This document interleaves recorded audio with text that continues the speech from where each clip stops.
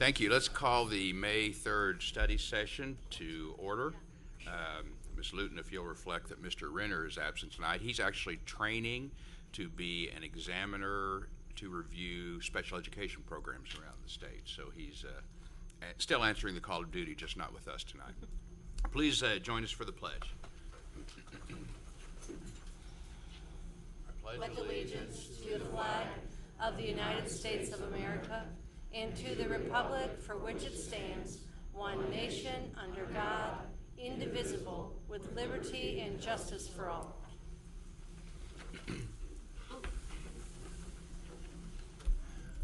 We have a lot of special recognitions to do tonight, and I'm going to do the first one, Dr. Ritter.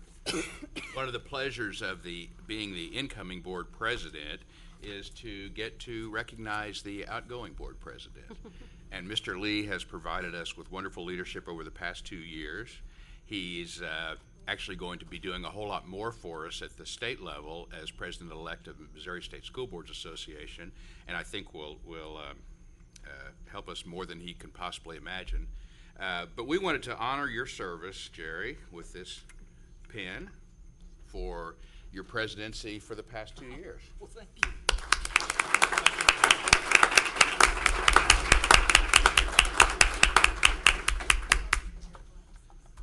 Very Thank you. Quite welcome. Dr. Ritter, over to you, I guess. I didn't get mine up. Okay.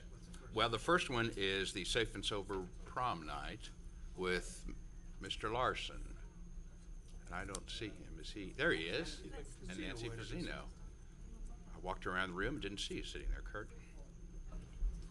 And as they're doing that, we have been through 2 proms last weekend. That was Hillcrest, and who's the other one? Kickapoo. Non-eventful, but eventful for the kids, but non-eventful as far as, okay. Wonderful event. Wonderful. There you go. Okay. All right. Go ahead, Please. Nancy. Okay, non-eventful is good. So I'm Nancy Fazzino from the Foundation for Springfield Public Schools, and I'm here tonight to introduce Kurt Larson. As most of you know, Kurt is a local trial lawyer who's been partnering with the foundation for 7 years now with the Safe and Sober Prom Night. Each year, he and his wife, Sally, invest a great amount of time and resources into the public schools in an effort to make our community a little safer by raising awareness among our high school students and their parents about the dangers of underage drinking and drug abuse. We may never know what a difference he's made, thankfully. And each year, we're so proud to recognize these efforts by inviting him to be introduced to the current board and to hear an update from him from about any progress from the Safe and Sober. So without further delay, Kurt. Thank you, Nancy. Thank you, members of the board. I will be brief, but it's great to be back here for year 7. Not everybody believes these safety programs are necessary, and the truth is good-meaning people think kids will go through life and make mistakes, and they don't need these kind of reminders. But we know that statistically most of them will survive high school and go on to do great things. But a few don't make it. They either have problems with alcohol or prescription drug addictions or whatever, and sometimes that begins in high school, sometimes later. So every chance I think we can raise awareness of these issues is a good opportunity to take, and this board has consistently recognized the value of Safe and Sober Prom Night, and I appreciate you doing that. Appreciate you caring about the program and every single student in the high schools. And I also want to recognize the current president who, before he was ever contemplating a position on the board, was writing big checks to Safe and Sober Prom Night. And I suspect they'll just get bigger through the years. Tell us about your event next Thursday, May 12th. Thank you. As we do every year, we recognize the high schools for their participation in the program. Of course, when I was here 7 years ago, I was making my pitch to do this at the 5 high schools in Springfield and 1,700 students. It's grown to 26 high schools and close to 8,000 students. And I take about 3 weeks off every year to do my favorite thing, which is tour Southwest Missouri schools. So Thursday, next week, we will sit down and once again recognize students who have stepped up and taken the pledge to remain drug and alcohol free, who had that dialogue with their parents, who encouraged a positive peer pressure environment among their fellow peers, and I think made a significant difference. And of course, write some big checks, which will go to project graduation and ultimately right back in the pockets of our schools and students. So happy to do it. Thank you. Questions for Mr. Larson? Great. Kurt, thanks for doing this, and we'll see you here next Thursday, and checks in the mail. Very good.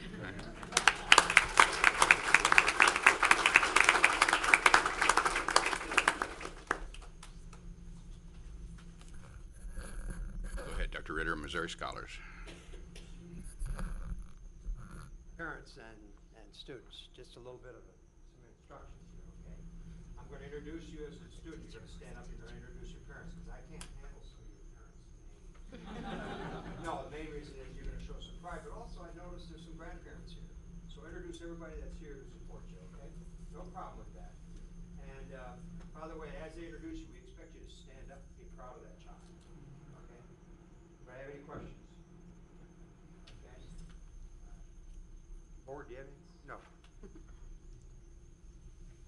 It's my pleasure to be able to introduce our Missouri Scholars for this year, for this summer.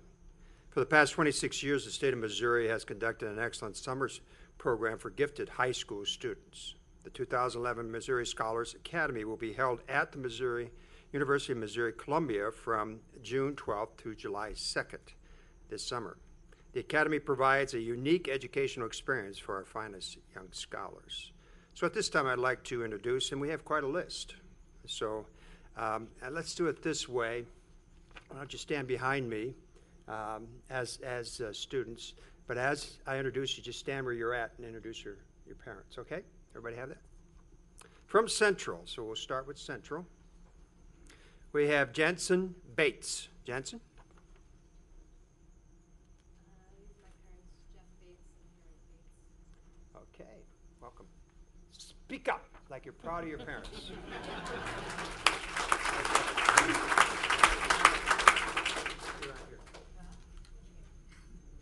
Serena Shang. Serena. This is my dad, Edward Chang, and my mom, Patty Lynn. Okay. Ellen Eisenhower. This is my mom, Christina Eisenhower. Okay.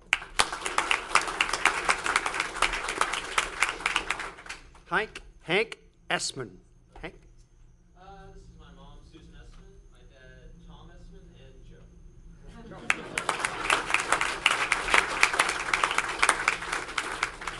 Joe, are you smarter than Hank? Am I allowed to answer that? Nancy Fairbank. That's my dad, Zeke Fairbank.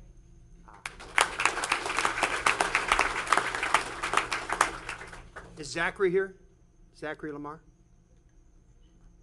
Okay, Zachary Lamar.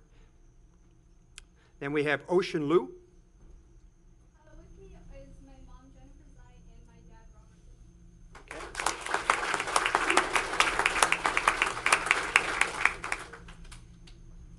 Leon Ochakangas. Is he here? Oh, okay. They're just coming. Oh, there. And I have my whole extended family. Oh, please, come on in. Speak up.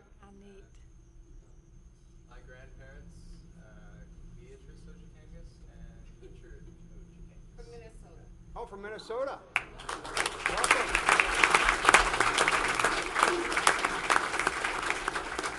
Is there still snow on the ground up there? Yeah. Huh?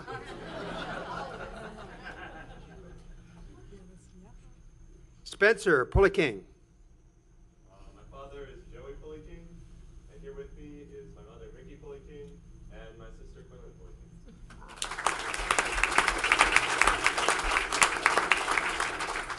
David Ting. This is my mother, Catherine. My dad's already saying his name is Matthew, and that's my nemesis. His name's Gabriel.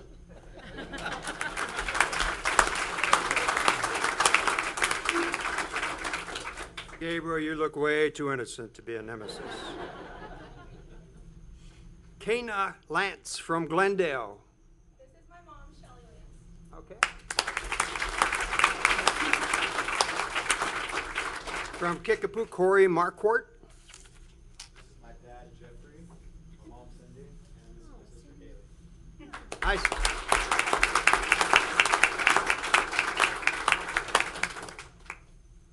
Is it just mom and dad that stands up? She did. No, okay. I didn't see her. Oh. Eun Park. Is he here? Or she? Oh, yes, please. Why don't you step up so we can see all of you? Okay, Grandma. All right.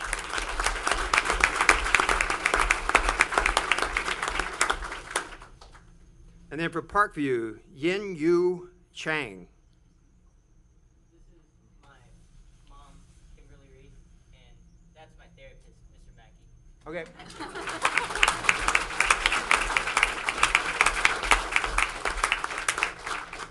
And then James Langston. This is my mom, Jim Moore, my dad, Chris Langston, my grandpa, J.R. Langston, grandma, Sue Moore, and my grandpa. Awesome. Thanks for being here. Board, if you'd like, if you could come on up and then greet and thank and congratulate him, and everybody smile and shake with a firm handshake. Okay? All right. Thank you.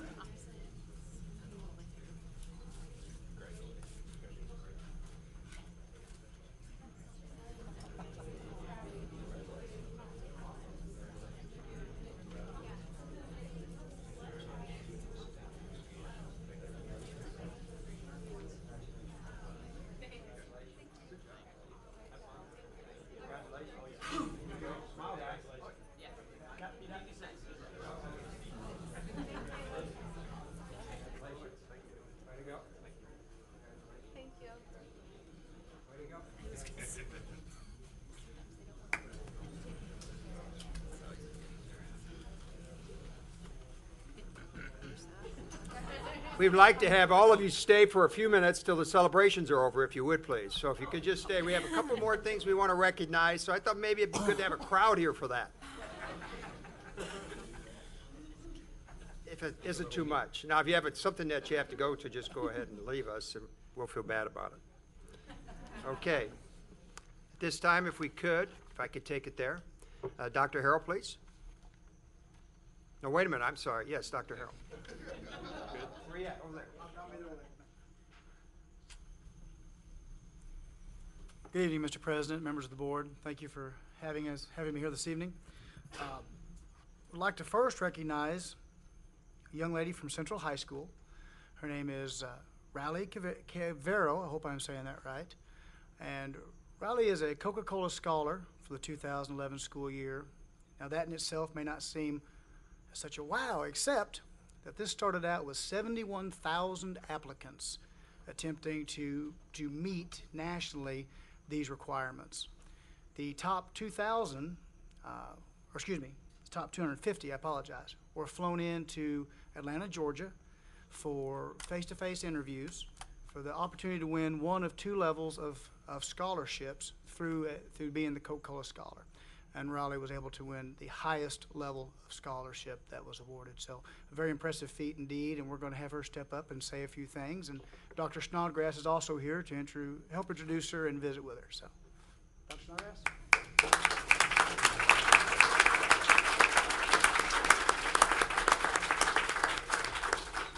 This is Raleigh Cavero, senior at Central High School and a Coca-Cola Scholar. And just might add, a couple years ago, she was a Missouri Scholar, and so she was one of those. And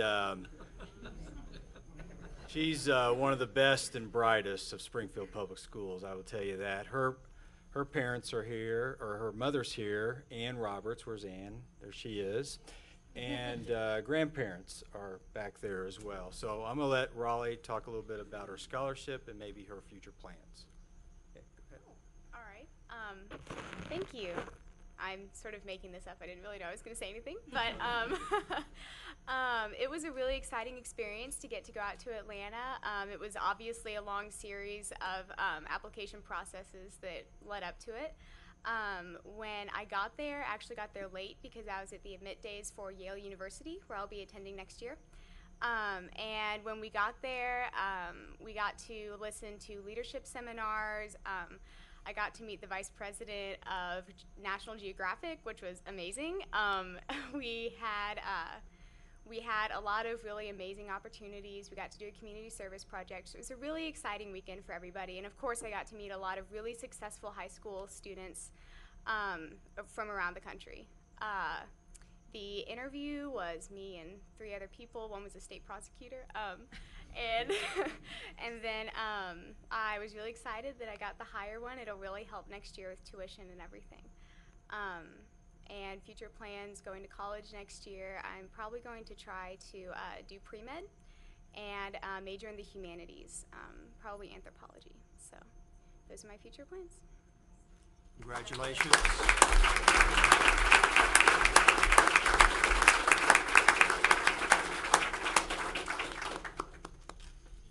Well, and sometimes even the presenter is surprised, and that's the case this evening. Very excited to let you know that we have Mrs. Sally Hargis here, who's Vice President of Operations for Coca-Cola Bottling, and she would like to say something to Raleigh.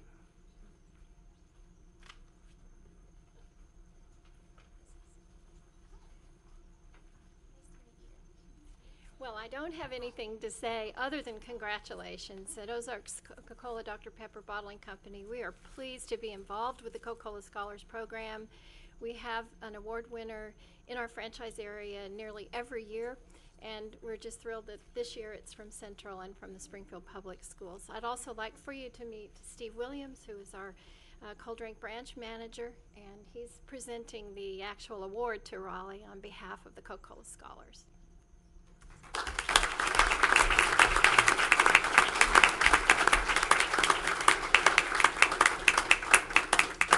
Stella, you're kind of hitting home runs several times. Larry Young in the Hall of Fame, and now this, which is awesome. By the way, this is one of many, many, many, many scholarships that our kids are winning this year. So, but this is a big one. This is a highlight. So, okay, Dr. Harrell, please. Where'd he go? Oh, there he is. Yeah. Okay. Well, it's also my pleasure this evening to interview again for us principal from Hillcrest High School, Mr. Jay Rush, and he is here tonight with Dave Davis. Now, Dave, as you know, has been a teacher at Hillcrest. I think, I'm relatively sure he coached Moses. I'm not real sure. Might pick on Dave a little bit. But he is a staple at Hillcrest High School and a very impressive one. And we are here to celebrate that the Student Television Network has awarded HTV Magazine its 6th Excellence Award, which is a national record. HTV number 181, produced in October, was the winning entry. It included stories about Kickapoo basketball coach Stephanie Phillips, alternative churches in the Ozarks, and an in-depth look at one of the teens' journeys to adoption after leaving the foster care system. In addition to the Excellence Award, HTV earned its 3rd victory in the prestigious Sweet 16 production contest, which asked students to produce an entire show in just 16 hours. Hillcrest is the only school in the nation to win this contest 3 times. So Mr. Rush and Mr. Davis.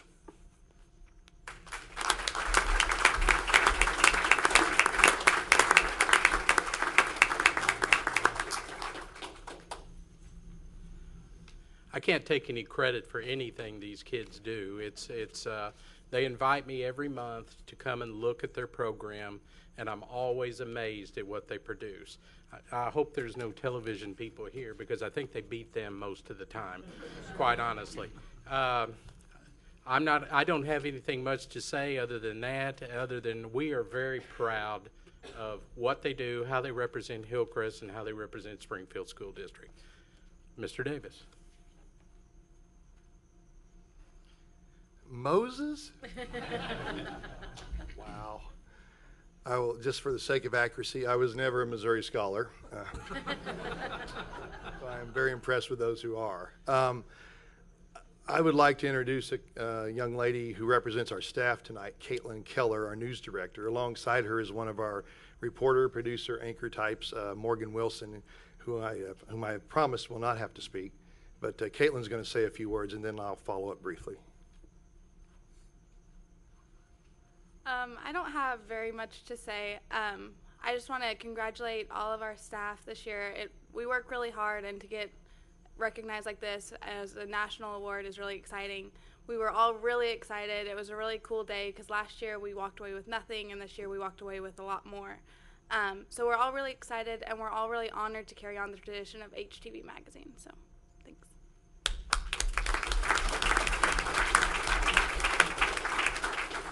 I just want to finish tonight and recognize somebody. It's a sad occasion for hundreds, if not thousands, of people on the north side, the loss of Sandra Allen, who taught at Pleasant View for 45 years, passed away. And a lot of kids that I have now, that I've had in the past, were touched by her and her teaching and just her humanity and her goodwill toward others. And it's kind of a sad time on the north side, but wow, 45 years of working with students. So I just wanted to mention that. Thank you.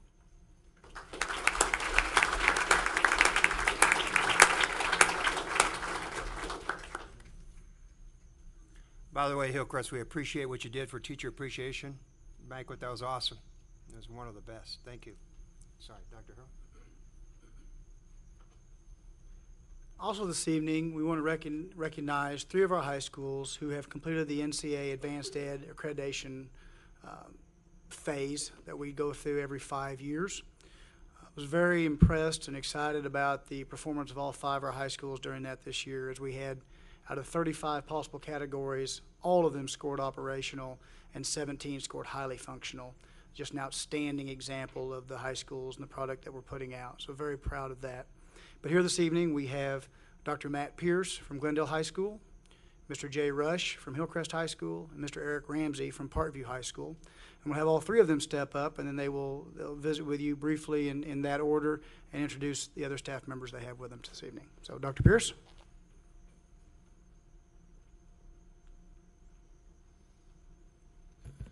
Thank you, Dr. Harrell, and members of the board. If I could have Tammy Quinn and Sharon Maslowski come up. They were kind of our right-hand ladies for this task. We started planning and preparing for this in my first year as a Glendale principal, and as many of you know, lots of trials and tribulations with my youngest child also, and they really kind of took over and did a super job, and I was really happy. Sharon, just so much that first year just helped out and kept the ball rolling and kept me informed as we could, and then Tammy Quinn came in this year and really helped out and stepped forward too. So I'd like to have Sharon, she's our A+ coordinator, speak to you a little bit about our process and just some of the successes that she saw as we went through.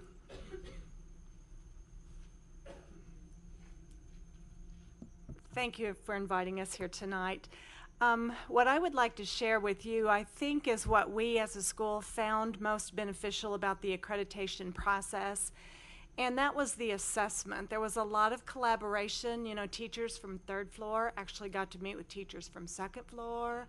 2nd floor got to meet with 1st floor. We threw in some parents and some teachers, and we really got some good input about what we do as a school.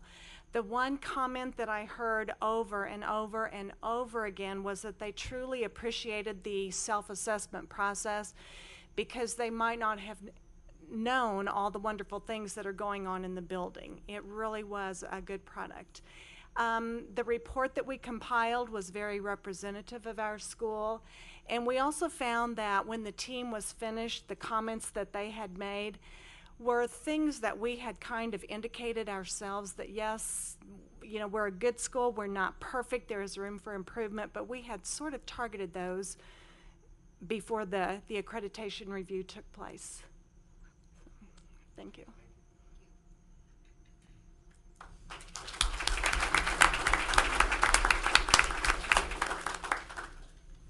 Good evening. I'm Eric Ramsey, Parkview principal, and I have 2 instrumental faculty members with me this evening. I have Dr. Sheila Wynn, if she could come up, and I have Jenny Cofield. Both of these faculty members, Sheila, Dr. Wynn is assistant principal at Parkview, and Jenny is our A+ coordinator. And as you know, I am new to Parkview, and the process, the accreditation process, took place and started before I ever arrived at Parkview. So it was left up to the faculty and the two standing behind me to keep the process going. And so when I came in, it was definitely up and going, and I can't take any credit for how well we did. We did very well, and we're very happy with the overall process. As they say in education, it's the process that you learn more from than probably the final outcome, and in this case that holds true. So we were very pleased, and for me personally, probably the best orientation process you could ever ask for. I was forced, not by gunpoint, but I was forced to embed myself into every component at Parkview and know it thoroughly and be able to not only talk about it but understand it, and so it was a great orientation process for me, and I'm not making that suggestion on any other as far as an orientation program, but it was a great experience. So thank you for all of your support. One of the things that we got a lot of high points on was the support and resources, and a lot of that comes back to central office and the board. So thank you very much for your support.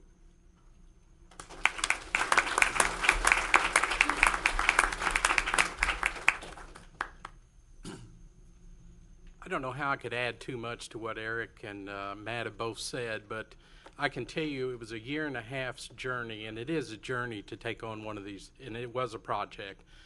And we worked starting last spring, gathering documents, doing self-examination. We had every staff member at Hillcrest High School involved in the total process, which I thought was a tremendous buy-in by our staff. One thing it did, it helped validate us, what we do every day on a daily basis. It helped crystallize what we need to work on as a school. And I would agree with Eric. It was an invaluable moment for our high school. It was a good assessment on our part. It was a valuable assessment from an independent team coming in to help us look at things. And we did appreciate the process and their comments. We did very well, just like the other schools, and we were very pleased with the outcome. Need to introduce Darby Bowler. She's our A+ secretary, Jenny Bishop, who is our A+ coordinator. And those two ladies were invaluable in the process. I came to them last spring and said, I need your help. And they said, just tell us what we need to do. And both of them dug in and kept us on track and kept us focused on the end result. And I really did appreciate it, and so did the staff.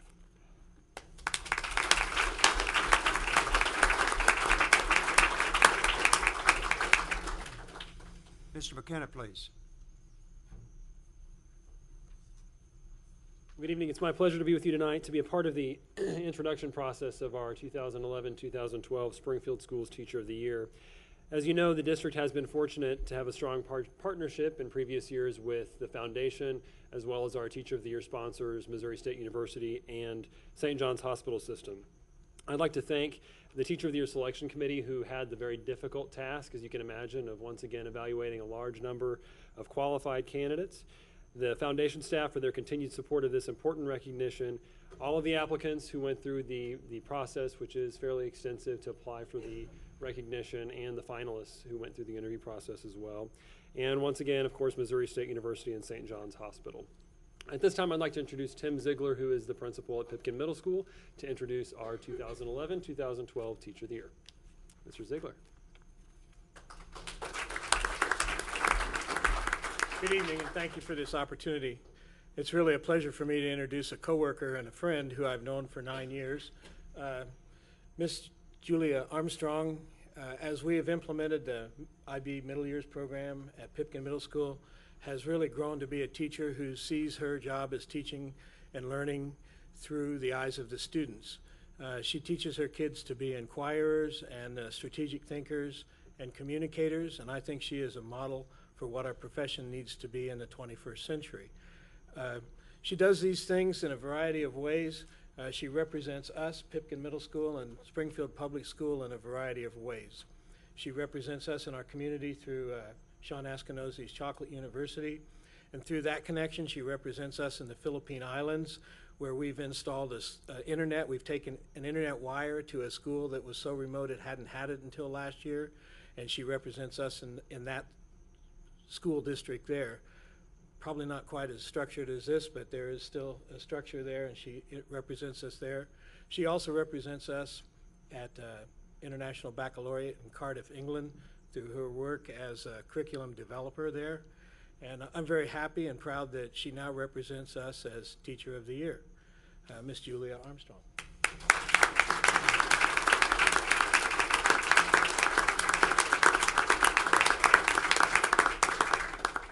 Thank you, Mr. Ziegler, for that wonderful introduction. Thank you, Board, for having me today. I'm thrilled to represent one of the strongest teaching forces in the nation.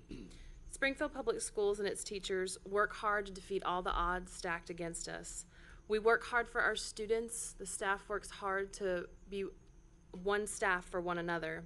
I feel blessed each day that I'm able to walk into my school building and to work with some of my very best friends and my respected colleagues. As we continue to face many challenges as a district, we also face many opportunities for creative innovation and growth in our profession. I'm very excited, thrilled, and looking forward to represent the teachers of Springfield Public Schools as well as the teaching profession. I would like to thank, first of all, my students and their parents who have supported me over the years and worked hard for my students to achieve. I also like to thank a few people in here right now that had an impact on my life when I was a student at Kickapoo High School. I came in as a junior, moved from Philadelphia, Pennsylvania, due to that my parents moved for job reasons. And I had Mr. Matt Pierce as one of my social studies teachers. Yes, he was one of my he is not that old, Dr. Ritter. Also, I need to thank Mr. Ron Snodgrass, who's the central principal now, because I did a lot of my student teaching and practicums at Pleasant View Middle School, and his guidance and friendship during that time really helped me as a young professional. I'd also like to thank Mr. Ziegler. He's been a wonderful support in my years at Pipkin over the last 9 years. There's so many more people that I could thank, but I'm just so thrilled to represent Springfield Public Schools, and I thank you for having me here this evening.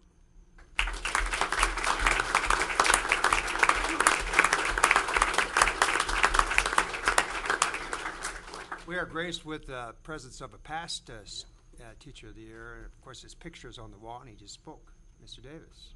So there you go. And another past Oh, teacher. that's right. Yes, here's another one right here. Yes. I believe those are all of our celebrations tonight.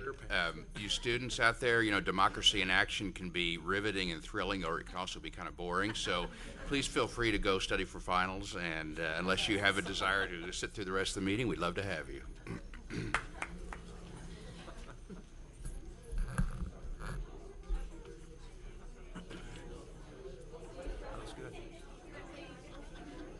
That was good. 98, 99.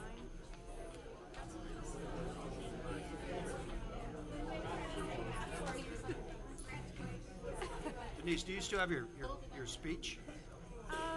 We could have you give that sometime. You know, I think For so, board. but it sounds very Yeah. similar. I Oh, mean, does it's it? just, Okay.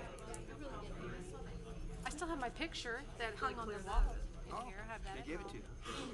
They did. We should probably have them all up there, to be honest with you. Yeah, somewhere. Because we've got plenty of wall now. We do. That's a great idea. I like it. All right. Moving on. We have three, crew, feel free to move forward. We have three items on our informational session for tonight. I don't think there are any comments from the public, so we'll skip that, and we'll start with the guidance and counseling evaluation. Thank you, Dr. Prater. Board members, you have before you a digital copy of the Guidance and Counseling Program Evaluation. This work represents a lot of work on the part of Rhonda Mammon, who is here tonight, and also really her entire staff of counselors, elementary, middle, and high school, and represents their work over the last 2 years since their last program evaluation. And Rhonda is available if you have any questions related to the evaluation. Any questions, Ms. Callan? I have some questions, particularly about our high school counseling. And I've had some, well, I guess I'm interested in knowing if there are best practices in place or recommendations of how students are assigned to counselors.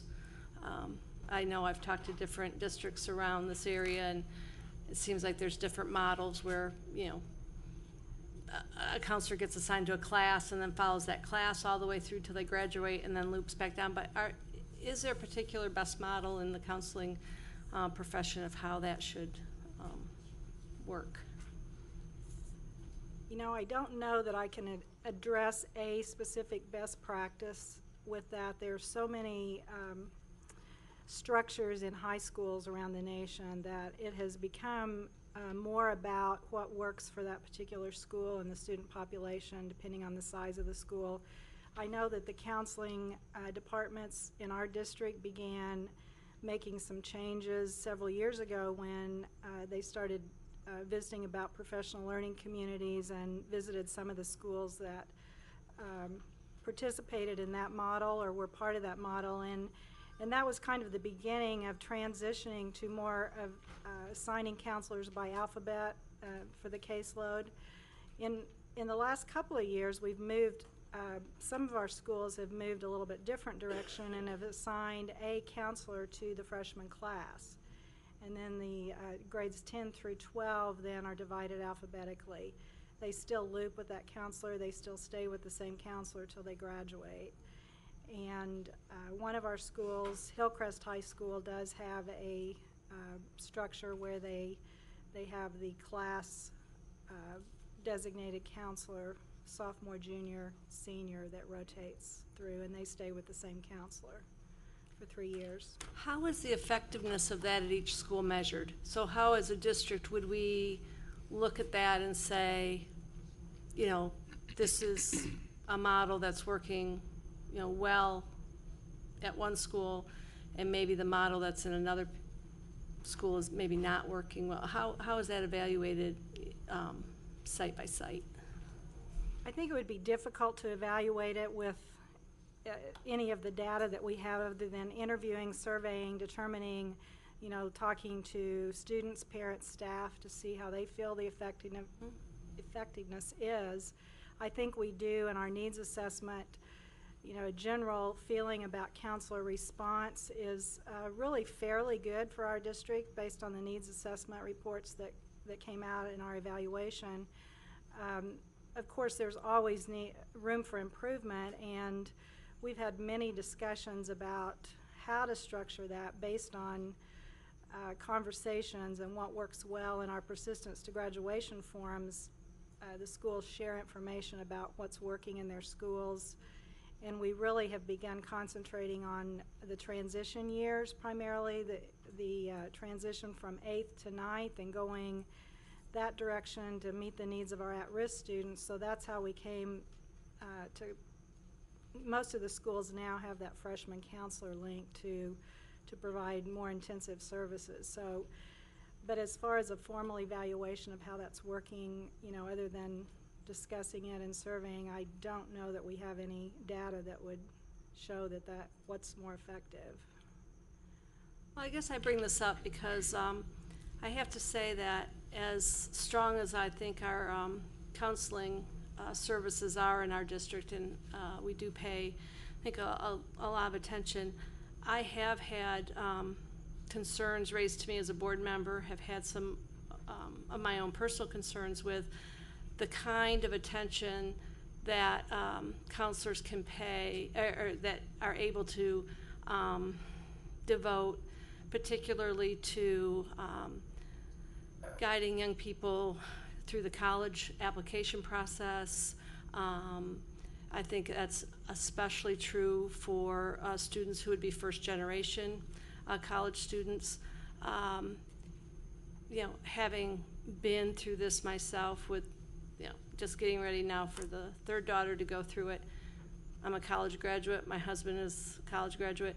It's intimidating even for us as a family, and I can't imagine what it's like to a family that has never been exposed to that. And I guess I would like to see, and I didn't see it in the report specifically, but I would like to see some more attention paid to how we start to steer even middle school children or students to explore college, to explore all the options. I think sometimes, I've been told that sometimes students get told to, well, just apply to the local options. That's the, that's the easiest, it's the cheapest, it's this.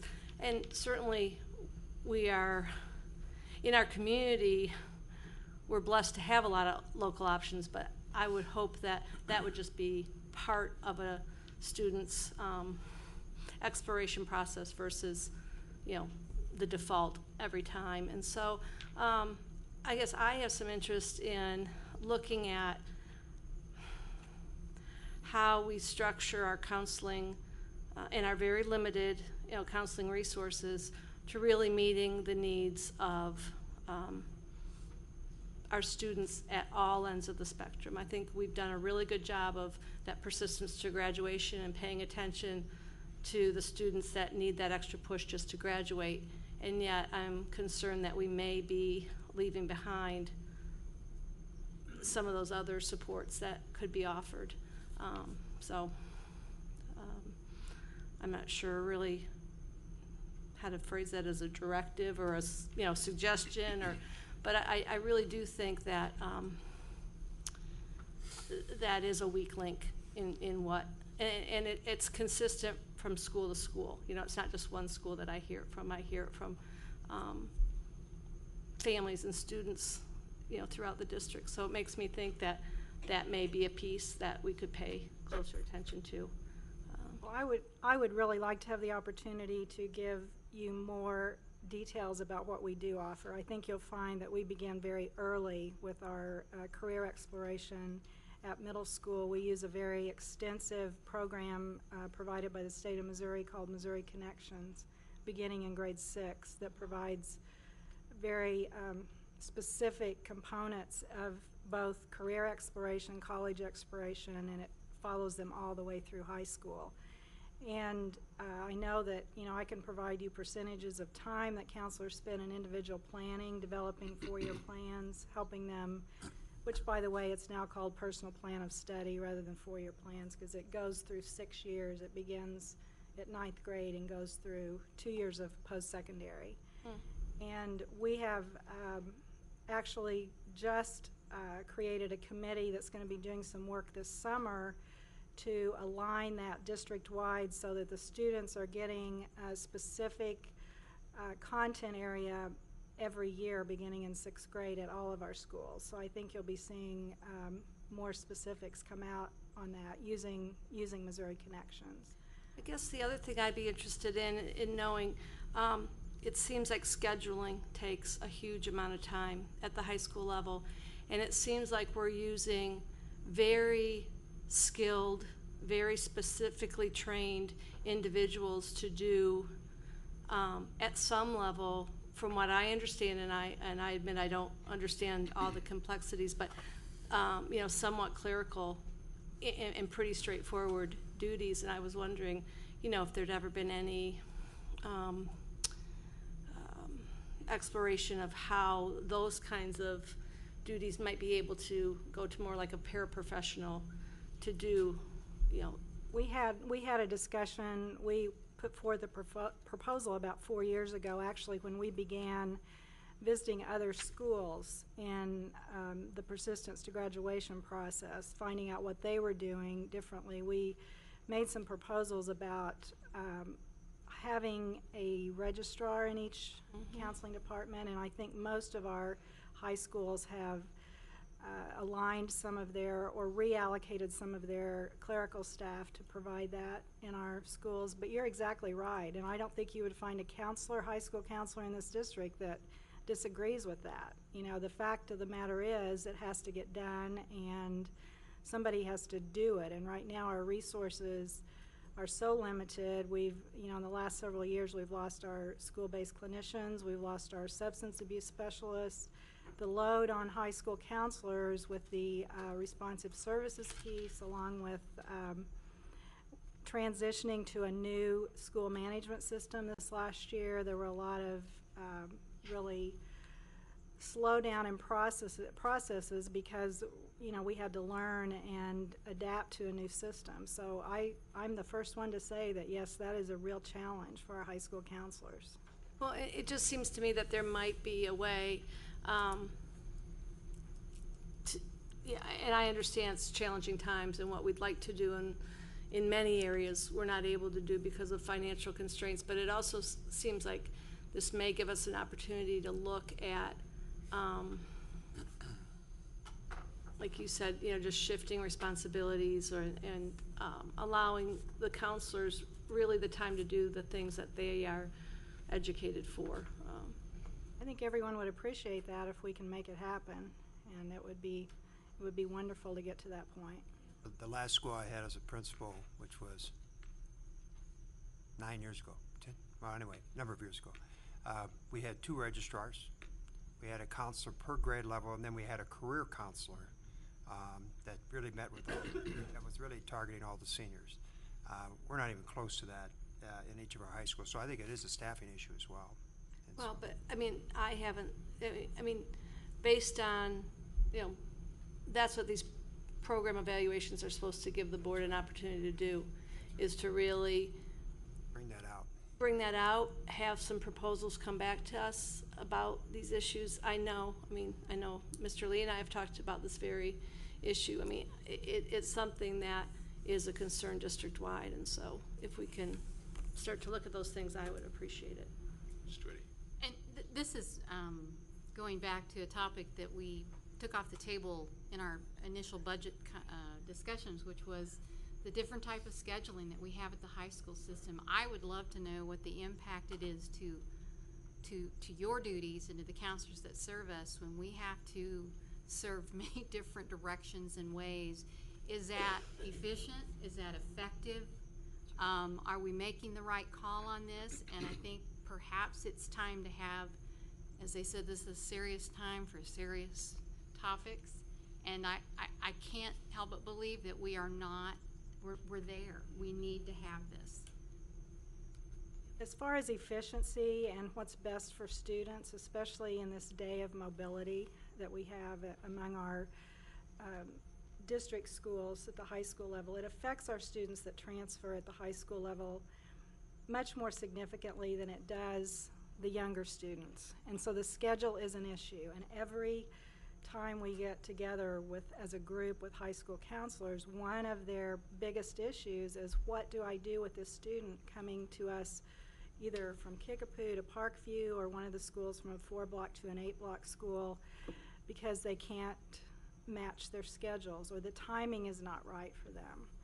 And it is a frustration because you want to do what's best for the student. You don't want them to have to lose credit. So if you ask every high school counselor today what their preference would be, I can tell you that they would want us to be on one schedule as a district. And I don't think any of them really care. If I could interject here, I'm speaking for Dr. Harrell, but I do know that he's working on a process to align the high school schedules, and that has begun.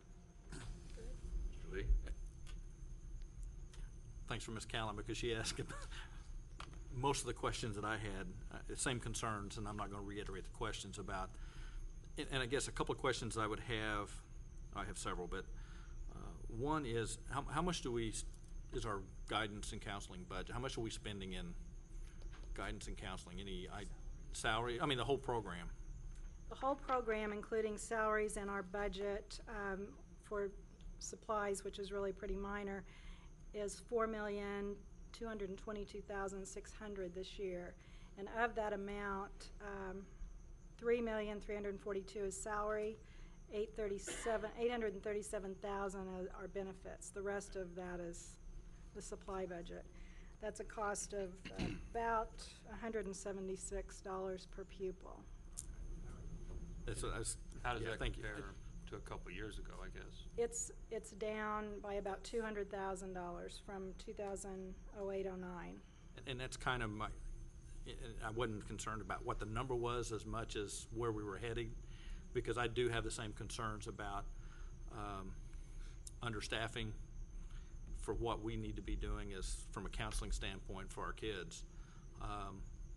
And I think it's going to get worse with MSIP 5 coming. It's going to get a lot worse. Just got a headache. I know you did, and I'm sorry, I got sick to my stomach too, but I think it's going to get worse, and I think that's really something that we need to look at very closely is what we're doing there. And do we have any data, comparative data with respect to other districts or cohorts or regional, that what they're doing or how much they're spending per student if 176 is, and I know it's, figures lie and liars figure, so I know you can manipulate the data any way you want to tell you, but I was just curious, is that, because I really am concerned. I actually tried to research that a little bit today, made a couple of phone calls, and I wasn't able to find the data comparatively to our expenditure per pupil. I did find data in relation to what our ratios were compared to several of the schools in our comparable district as far as student counselor ratio. I found that information, but not the cost per pupil. Well, where do we rate with respect to We counselors? are actually, I've got information from Springfield, Rockwood, Lee Summit, Pattonville, Hazelwood, Clayton, Columbia, Nixa, and Ozark.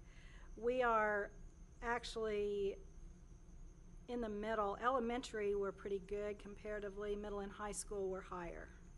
So that's Higher students or higher counselors, more counselors? higher student. Okay. Counselor. Students per counselor. We're behind with respect We're to behind counselors per them, student. yes. Okay.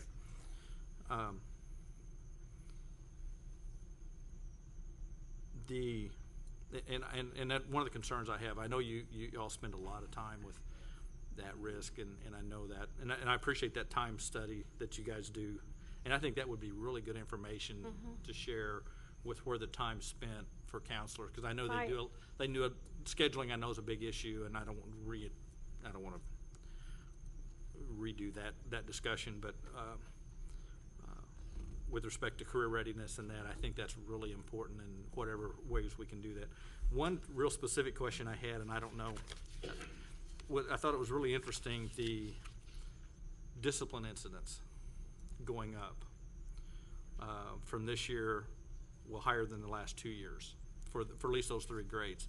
And I guess my question is that a factor of there's more issues out there, or are we doing a better job of addressing the issues that are out there? I mean, it's like, Missouri's one of the number one meth labs found in the nation. Well, is that good because we're finding more of them, or is that because there's so many more of them? I guess that can go both ways. It's kind of a two-edged sword. I was just curious what your thought is of the discipline numbers going up. Is that a factor of we're doing a better job of monitoring it, taking care of it, which is a good thing, or is it a matter of it's getting worse?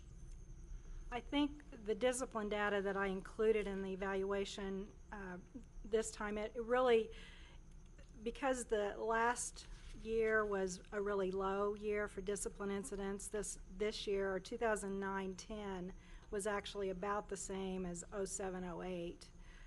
Not much increase, but that year in between where we first, there was a significant decrease, and so I don't really know how to, since principals could better answer that because they deal with that. There were some issues with how different discipline incidents were coded, transitioning from our old system and Cognos and all of that. So, I guess I'm a little reluctant to make any assumptions based on that. I don't know, it's critical. I was just curious. I just thought it was some interesting data that was included in there. And the final thing I would say is, I have never heard of all the conversations I've had, I've never heard things that there were, our counselors aren't trying to help our kids. I think we have a great counseling group. We do.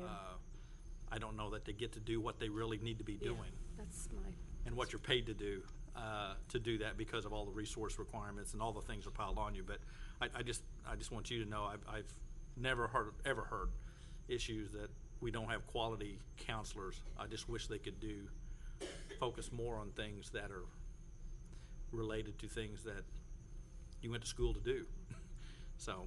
And we will continue to work toward that goal and to be more efficient with what we need to be doing. So I appreciate your comments. Just a quick question about your curriculum, the Too Good for Violence. And you mentioned that you do a pre and a post survey. And then you have some results of, is this a pre or a post survey? The results for this year are the pre-survey because we unfortunately did not finish, and we didn't have enough of them finish in time for me to get the data in the evaluation. Some of them are still using the lessons, and we'll have it by the end of the school year. Well, how does it look in comparison to pre and post last year? I mean, can you just kind of give us an idea of the effectiveness of that curriculum based on pre and post last year? Well, I think that what we were actually trying to determine from that survey was if we had any effect on their attitude. I guess it could show the effectiveness of the curriculum. I would hate to base our whole, I guess, decision about whether or not it's effective based on that pre and post survey. What we really wanted to show was whether or not any of their attitudes toward their social and resistance skills had changed in the time that they were presented that lesson. So that was the purpose of the survey. And what I picked out of it, we had probably only a third of the responses on the post survey as we did on the pre, and it looks very similar to 2 years ago, which there was a significant increase in those particular questions that we pulled out of there, and of the positive responses that would show that they are, at least their attitude is changing. Whether or not that transfers to behavior, that remains to be seen. I think there's an intervention called positive behavior support. That where are we at now? About 8 different elementaries that have that, Ben? Doctor? Yeah, about 8. I think you're seeing a major shift there. So there's several variables. A couple of comments and or questions, I guess. One of the things in reference to what Chris and Jerry had talked about, the goals from the program are to increase the number of students graduating and reduce risk and build protective factors related to violence and self-destructive behaviors. I wonder if, as a board or as administration, we need to think about whether those goals need to be expanded, because it's kind of a philosophical discussion, but I think we want productive citizens.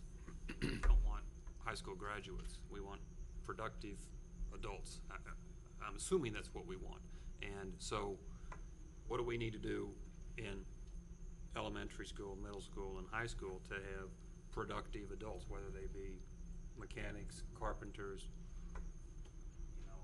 doctors, lawyers, whatever. So I wonder if we need to discuss whether those goals should be expanded, because people, you kind of tell a teacher to do something, they do it. They'll meet whatever. Same way with students. You set a bar, they're gonna make it to the bar. So whether or not we need to think about another bar to set.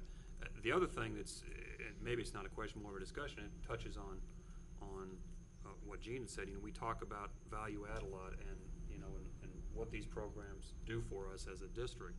And one of the things that I'd like to see, and we've talked about this before, is in some of these program evaluations, is not just kind of how we're doing it with what we got, which is generally we're doing really good with what we got, but what we need. And maybe we don't have the money for you, but by God, we need it.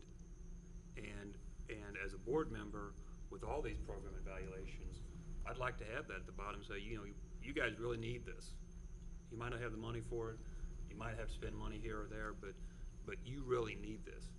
And and a lot of times it's kind of, let's tell you how we're doing with the little money we've given you and the cuts we've made you absorb, and all the different things we're asking counselors to do that really they shouldn't be doing. But I don't get from a lot of these program evaluations, here's what, board, you need to be doing.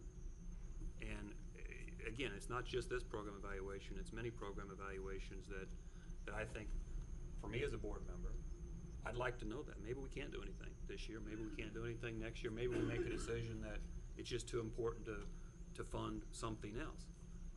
But I'd like to know, where we're falling short in black and white.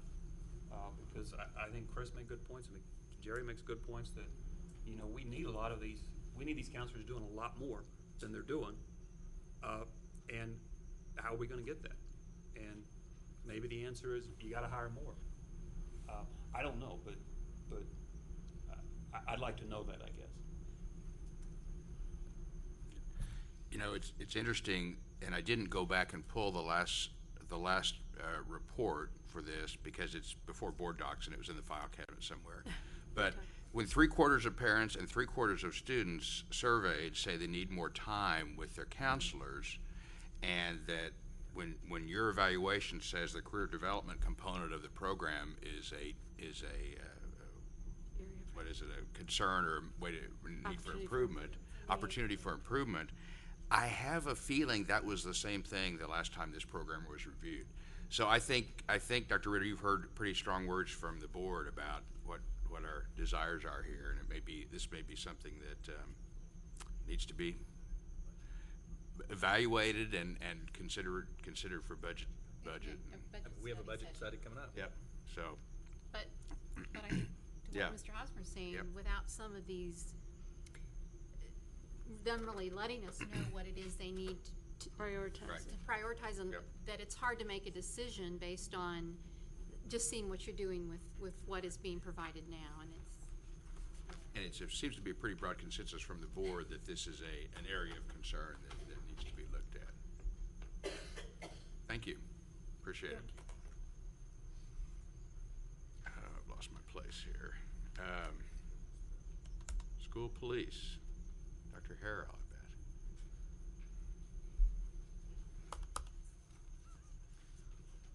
Good evening again. The Missouri School Improvement Program, Standard 8.1, and Board of Education policy require the goals of all program services to be reviewed biennially by the board. The school police service report has been provided to you under separate cover. We have the Director of School Police, Officer Tom Tucker, with us this evening to answer any questions you might have about that evaluation. Questions for Mr. Tucker? Gee, they're going to let you off easy. No. Okay. Mr. Lee. I would like to commend you all for having me back. 2 years ago tomorrow, I was here doing the same thing with program evaluation. And does anybody remember what happened? Dave Bishop, my ceiling fell at Sunshine. Oh, that's right. So, That's right. so the rain stopped, so we got sun today, so hopefully no roof problems. Is that what they call that round thing? Sun. Would we be safer if you just sat down and we don't have to worry about something else happening? Go ahead, Mr. Lee. A couple of questions, and these are more high level as far as, again, budget for that particular program that we're spending on the school resource Yes, or the sir. police services, how much that is? $1,486,000 and $326.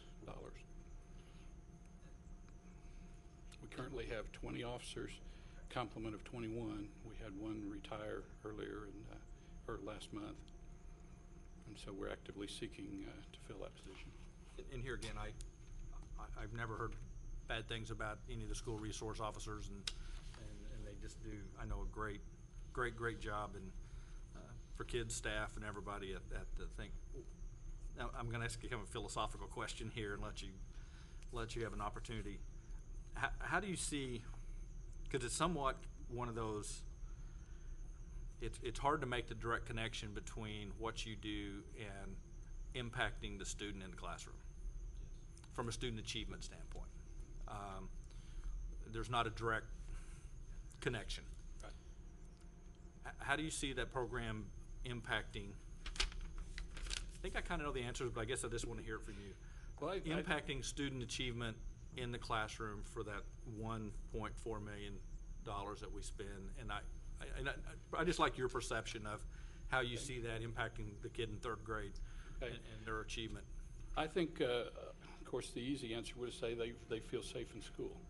But it goes farther than that, because I think if you were to come and go with us, some of our officers as we go through the schools, especially our patrolmen as they, maybe from a high school or a middle school, but they go to the elementary schools and those kind of things, and talking to those students and seeing the smiles, the high fives, those kind of things. But then on the other side of that, as those students progress up and go through middle school to high school and stuff like that, they still see the officers that they've known for a long time. They connect with those officers, and that they know that that's somebody that they can go and talk to in time of need or time of help or whatever, whether it be a school-related issue or a family issue. Well, and my point was not, I guess, because I think it's dollars well spent. And I've worked with the school resource officers in several of the schools and had an opportunity to walk around with some of them and deal with some of those. And I'm really impressed with what they do. And I just, because it is one of those difficult things of making connection between that one and how the kid does in school other than being safe. And I think that is a really important aspect of comfort. And I've seen kids interact with those SROs, and it's just very, very supportive environment for them. Mm-hmm. And I've seen it on the other side where it's not been in situations where you were needed and that was a difficult situation, which is important too for everybody else. So that was just more a high level. I just think it's difficult sometimes for us to look at these somewhat tangential programs and how do they really impact that classroom, and I think they do. And that's kind of like one of the things in my program evaluation was, we tried to increase the visibility at dismissals for the high schools and things like that. We did that thinking that, we'd be able to stop the kids from getting together and arguing, fussing, fighting, whatever they're going to do after school. It's hard. We can't really gauge to see if we've really been effective at that, but yet all the high school students know that we're out there. And the other thing is, if there is a problem, concern, or fight, or assault, whatever, after school, it's handled that afternoon. It isn't allowed to grow and fester overnight, and everybody Facebooks back and forth or emails or whatever they do, and they bring it back the next morning for us to settle or the administrators to settle when they get back to school. I just had a comment on, I did enjoy reading the evidence about the increased awareness, or the increased officers at dismissal time, because having taught in high school for a number of years, I understand how important that is, just to have someone there. So I just wondered, this was just a question, so since the incidents did increase, your record of incidents increased, do you think that happened because you had more officers there to address those in a timely manner, or at least to be there to record those? So it could be that you're just more aware of those because you're there. Right, So- and I think, and that's a lot of it, because a lot of times our administrators, especially high schools, wouldn't learn of an altercation or whatever that afternoon. It would be the next day or late that evening if someone called in, a parent called in and said, my child was assaulted on the way home from school. They wouldn't know anything about it till the next morning, or maybe at home that night when there's nothing really to do. But by having those additional officers in those high school areas at dismissal, it has helped, and we handle a lot more of those problems now, so they don't have to wait overnight and come back the next day. And I'd also like to commend you on being selected to serve on the search committee for the police chief of the Springfield. I think that Thank you. speaks highly of your collaboration with local law enforcement. So. Thank you. I think Dr. Ritter assisted me on that, and that's, but I appreciate that. And the police chief has had good things to say about working with you, so. Do you feel that you're staffed appropriately? I know you said you've lost an officer from 2007, 2008, and you've got significantly more calls, 09, 2010. Yes. Ideally, I would like to have 5 more officers. That way I could put 2 officers at each high school and just dedicate those officers to that high school, or at least one of them being a high school officer and the other one a patrolman out of there serving the elementary schools that feed that high school and that middle school area. And that would give us 2 officers at each high school, as well as 1 officer at each middle school. And again, that goes right back to, that's what I want to hear. Yep. I don't know what Norm's telling you or somebody else I'm not telling you. telling I'm me. just joking. I'm just saying we don't have any money. But I want to hear that.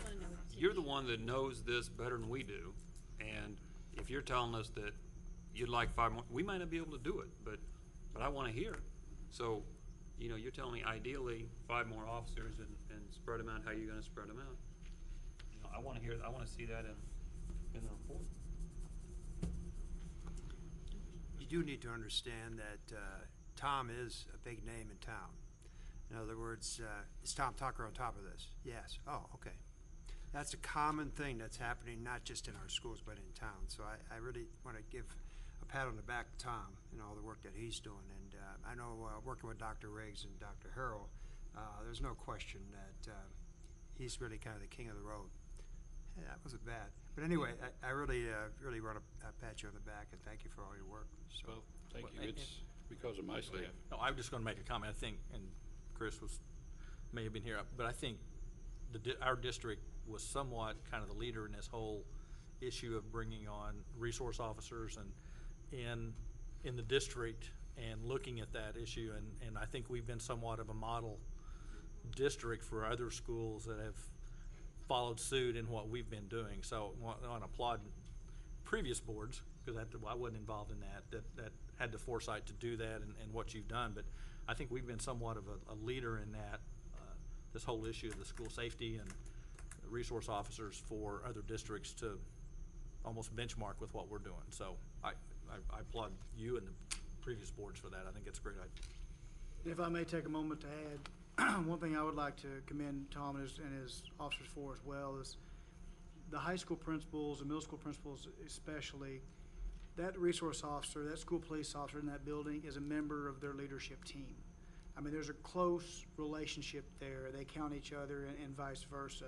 And that's a piece you don't see in other schools, even with the resource officers available. And so to have that officer that's assigned to that school that works with them is a very powerful piece. And the principals appreciate that. Thank you. Thank you very much. Okay, thank you. Yes, you're up again, Dr. Harrell. Well, again, in compliance with School Improvement Standard 8.1 and the Board of Education policy, we have with us this evening Dr. Nate Quinn, who's going to review the program evaluation for cultural diversity and answer any questions that you might have. Dr. Quinn? Good evening, everyone. For your questions, I'd like to introduce these young ladies here. We have Anna Perry, who works in our office for the last 2 years, and we have Ms. Gwen Marshall, who has been with me since I've taken over this position for the last 4 years now. You can come up and share the fun. Come up and share the fun. She's great. Share the heat. So if you have any questions for us, we'll be glad to try to answer them. Questions for Dr. Quinn?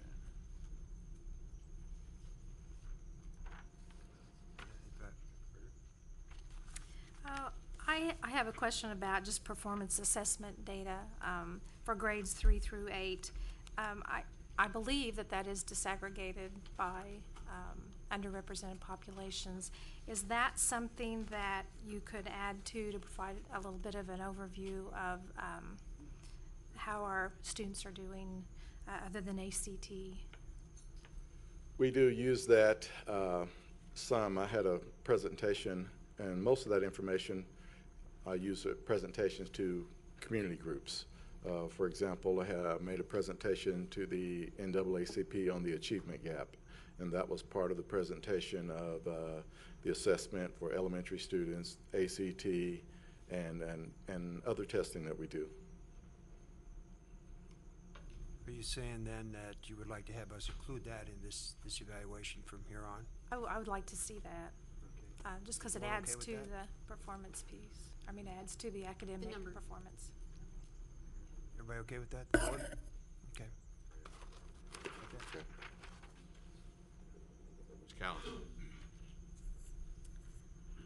Under key opportunities for improvement, you mentioned improve underrepresented student populations participating in higher education activities. And I know there's been some collective community efforts to start to steer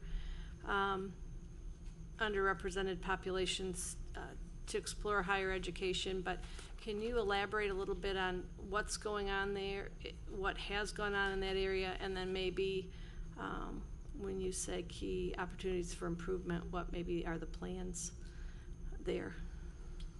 Well, basically what I mean there is a few years ago, and I used the ACT as kind of a target of students taking the ACT test and moving on to college, although we know we have other students that might go to community colleges or trade schools and do things like that, but the ACT, for some reason, in the education world, we tell everybody that they need to go to 4 years of college, although we know that the greatest percentage of students probably do not attend those 4 years. So as one of the goals 4 years ago was to increase the amount of students that would go to college, and in order to do that, they had to take the ACT. And so we start putting out more information, giving them more information early, make sure they try to take the ACT back in the fall, back in the winter, because the case was, it was February and March, and it was the last testing date and the last time to be accepted into college, and just before you can get scholarships, and all the timing for that just didn't go well. So part of that was to start getting students to take an ACT early, so they would at least have a score, and if they need to improve on it, then they can see what sections they need to improve on, study for it for the next test or the test after that. They could also have scores that they could turn in for scholarships and apply for schools. So this kind of goes back to the previous program evaluation that we were talking about. So I anticipate that you're working, or your staff's working with the high school counselors to identify these students, or is this something that you're kind of doing on your own? Or I talk to the high school counselors quite a bit.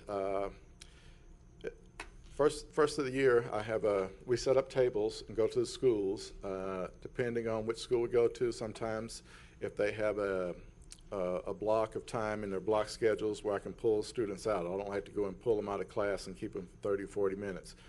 But so we do it different ways at different schools, but we have packets of information that we give them to start with on the ACT in different schools, and looking up schools, the different scholarships, the MSU scholarship, diversity scholarship, the Drury, Edward Jones scholarships. Those scholarship deadlines come around early. So we start on that early for that. And then as that process moves along, we give them a packet, and about the end of January, 1st of February, that has a packet, a list of scholarships that either come from the community foundation, or from the school foundation. And that has information about scholarships for students so they can get money to go to school. So we get that out to every senior. We deliver it in a packet with their name on it, deliver it to the counselors, and they deliver it to the students. So that's one form, or one way that we've tried to increase the knowledge about scholarships and financial aid and ACT and going on to college. that's a lot of work.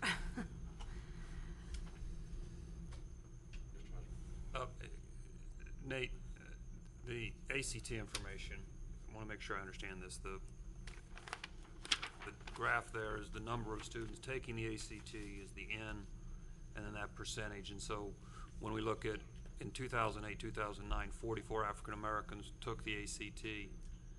That was 4% of the total students that took the ACT. Yes, in Springfield. And in 2009, 2010, 5% of the total students that took the ACT were African American. Yes. Okay. And both of those are almost half what we should be seeing if we looked at just our demographics. Their demographics, because we have about 8% African American students in our district. Correct. Is that right? Okay. So well, 2 years ago we had about 7%, and it's gone up about 0.5 every year. So this year, and then we'll see how we'll do it this year, getting students to take it. I'm sorry? I said we'll see how we'll do this year, getting students to take the ACT, because this would have been for last school year and the year before that. Okay. And I guess that's my first question is, what more do we need to do to push those numbers up, because they're still not representative of even what their percentages are in our district, right? Correct. And that's why we've been trying to get more information out there. We've offered some ACT classes through the community center. We did not get very good attendance. We had about 8 or 9 students, African American students, that attended there. We've encouraged students to enroll in the ACT class. Some students do not want to enroll in it for various reasons, so we fight that. So we just try to get the information out more and more. But now the NAACP is involved in it, and they're getting out information. I know the Jury Scholars Program is helping in that area. The seminar that we have at the Youth Empowerment Conference that we have over at MSU in October, we give out information to the students there. We have about 250 students usually attend every year for that. So the information is getting out there more and more. We just got to get more students to start earlier, because starting early is really the key, because if roll around February and they haven't done it, some of them decide, well, I'm not going to go to a 4-year school, which is fine, but then they'll say, well, I'll go to OTC, which would be great, but then if they decide not to go there, then they'll just lay out for a while and might not come back, or might come back years later.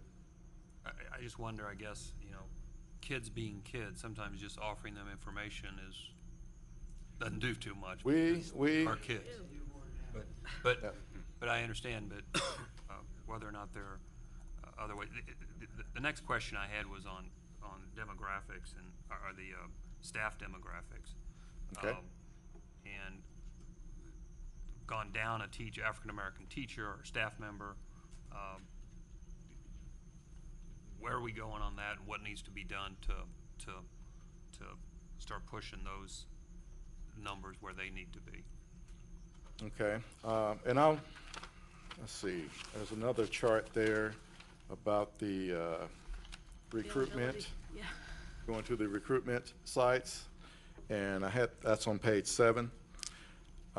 Year before last, and as you know, the year before last, at the time of the career fairs, we had decided we didn't know if we were going to have very many jobs, so we couldn't really tell early how many jobs we would have. But as you can see, under the total there, those were the total amount of education students that came to our table at the career fair. Within that numbers, the next group is the number of minority graduates that were graduating that year or had already graduated and had a diploma and that were looking for a position.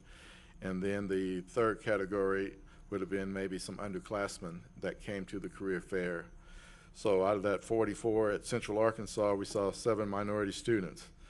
That career fair is last of January, 1st of February, and at that time, we're not even in the hiring process. So I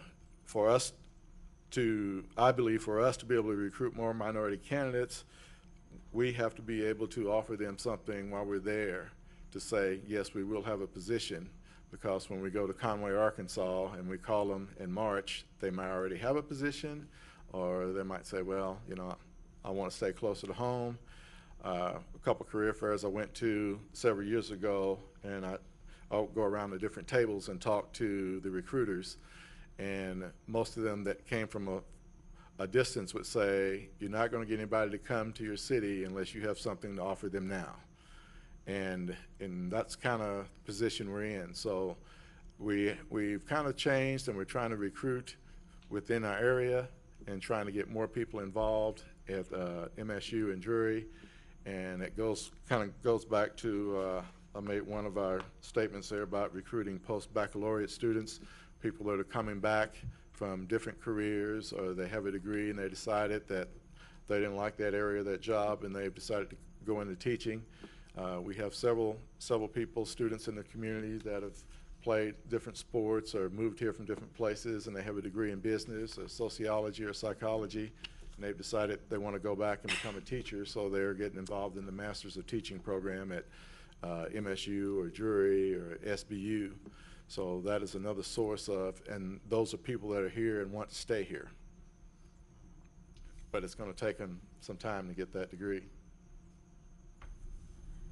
Has there been any work being done with Missouri State and Drury to start amping up those numbers on their end so that so that we have more to choose from? And Well, Missouri State has a big diversity initiative where they're trying to recruit more minority students to their campus. I mean, all the campuses are, but Missouri State really has a big push.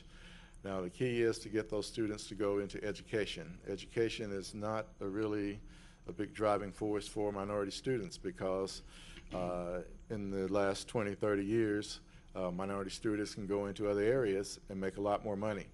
So education hasn't been the first path in which they would think of. So that has cut into the pipeline of minority teachers from over the past 25, 30 years.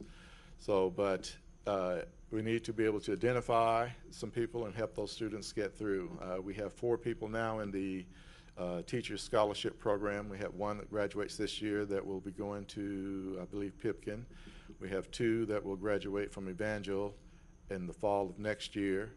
And then we'll have 1 that'll be out in 2 years. So now it'll be time to replace the 1 for this year and then look for somebody to replace the 2 for next year. So we still have some people in that program, but it takes time. So we're also maybe looking at post-baccalaureate students to help do that because it doesn't take them as long and it doesn't take them as many hours. A question and following up on Mr. Hosmer and some on the ACT, and I know, the first thing is to get them to take the ACT and do that, but once that, to get them into the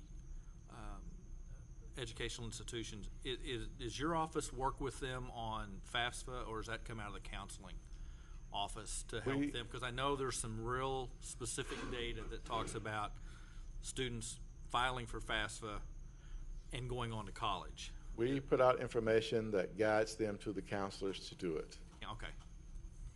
I wasn't sure if you guys took that effort or not. And I know that the counselors have had a FAFSA day. They had one at Central in which they invited students from all over the district, and we sent out information to minority students to attend.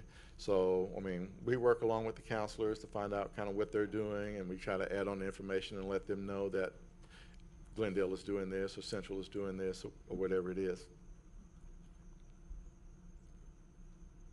Thank you, Dr. Quinn. Okay, Thank you, ladies. Again, Dr. Quinn is really a guru, considered a guru in the community as far as diversity is concerned. Another thing that Dr. Quinn is working with the Racism Institute with both Drury and MSU, and which is a community institute, and he's helping with a trainer of trainers, and I believe Leslie Anderson, is that her name? Dr. Anderson, yes. Is going to be heading up the training for that, and we're going to participate in that as well. So just a little heads up on that. We've got 14 policies to look at and 2 action items, so we'll take a 5-minute break and be right back.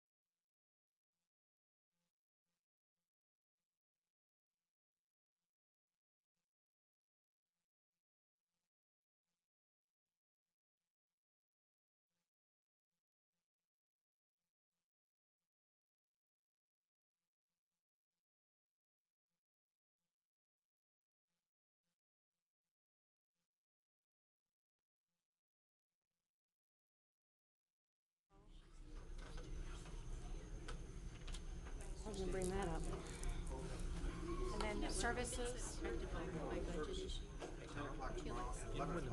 We need to steer us, and they're actually What time? It's usually afternoon, I didn't know.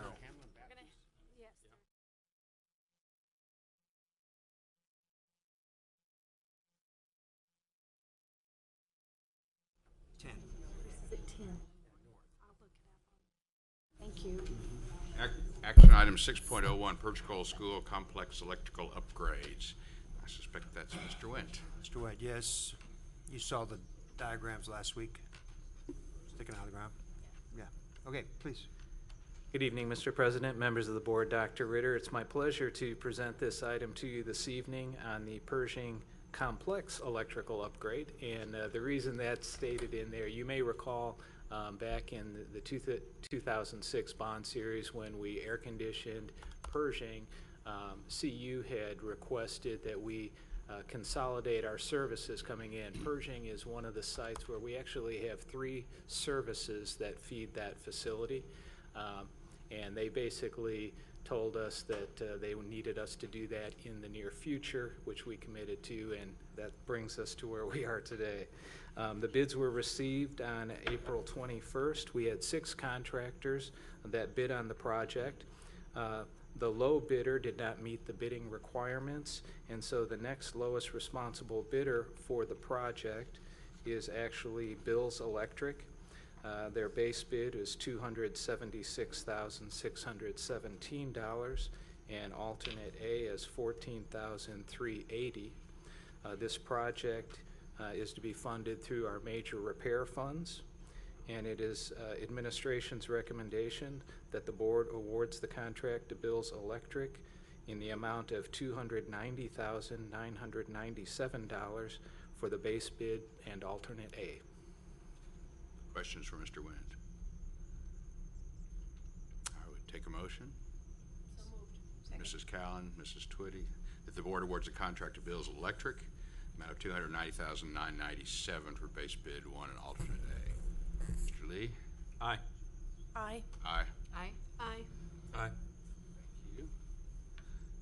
And 6.02, Robertson.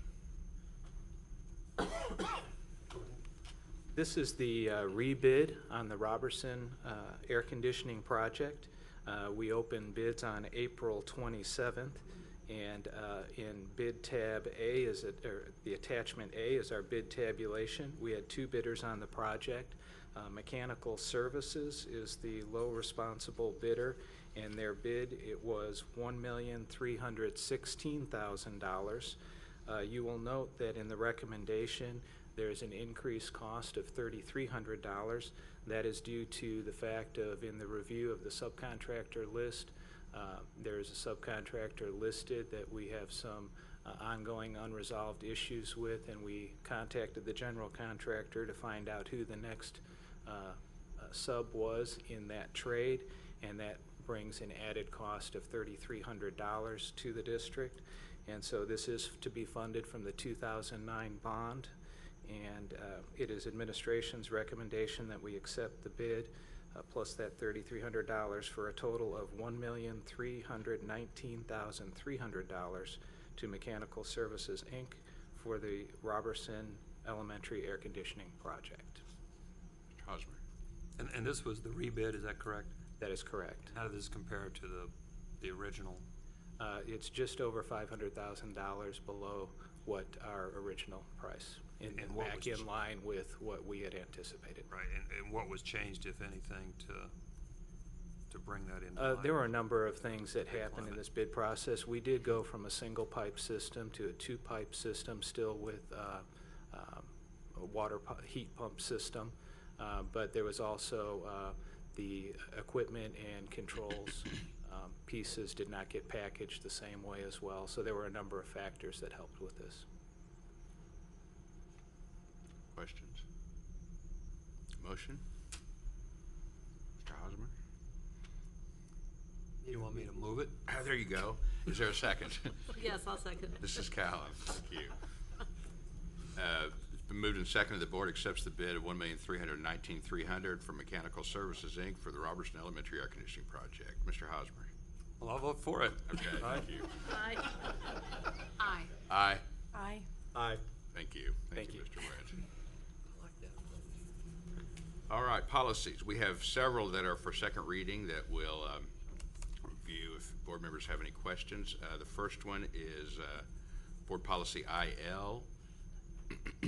The revision, Mr. Harrell, or Dr. Pamperin, why don't you go ahead? Yes, this board was presented at the April 19th meeting for first reading.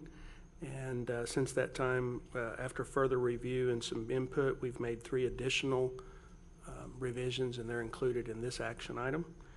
And we'd recommend that it be approved for second reading.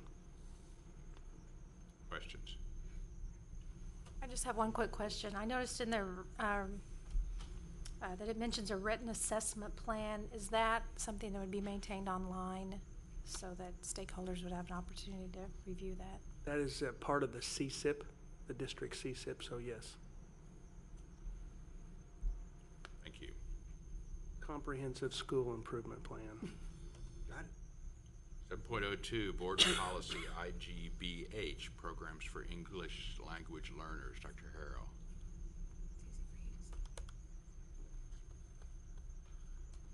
Yes, thank you.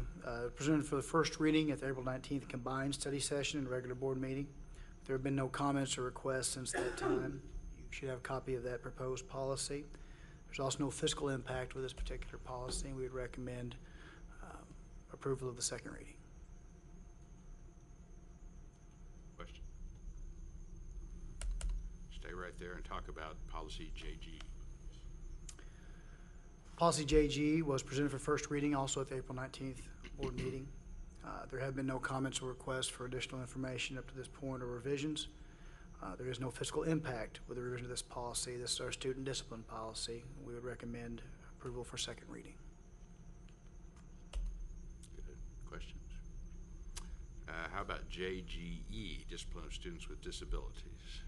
This is also a policy number change going from JG1 to JGE.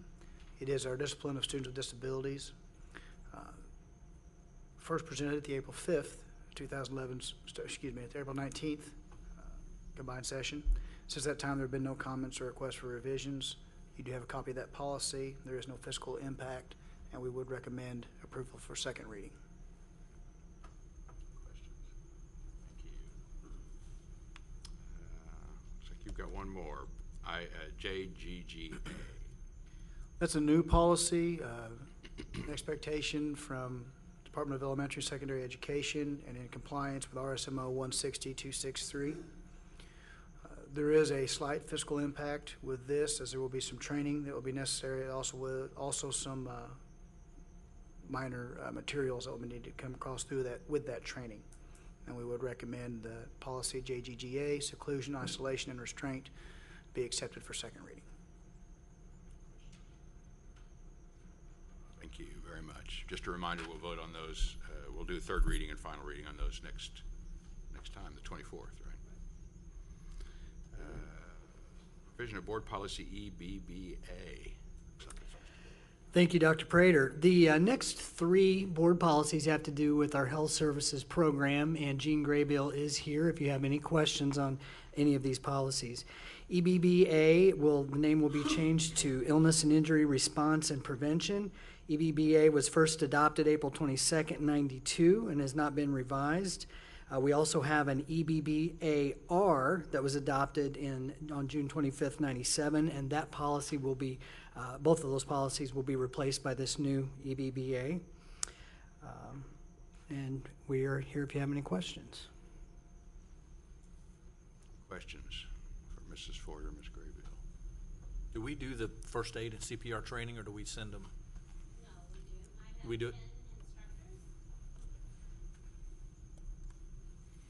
I have 10 instructors in the nursing staff, and so we monthly provide CPR and first aid training at various school sites throughout the school year, as well as providing annual certification for our coaching staff and our nurses. As far as our staffing, how many of them would you guess are CPR trained or teachers or first aid trained? On an annual basis, we train about 600 So most of them have gone, okay, I thought that was important, that we have Yes. teachers are trained. Yes, exactly. In the classroom for emergencies like that. Is my secretary trained? Good thought. We'll work on She has that. not Yeah, I gotta get been. work on that. And see, they used to depend on me when I was in the building to be the first aid provider, and now that I'm no longer here, you really do need to have someone That's what I was certified in wondering. this building. I know I can do it, but I, just, okay, thank you. Any other questions? All right, thank you. JHC, Mr. Ford, is yours. All right, JHC, Student Health Services and Requirements, was first adopted June 24th, 92, and has not been revised. Current policy needs to be updated to reflect health services standards of practice in the school setting, and we present it to you for first reading. Questions?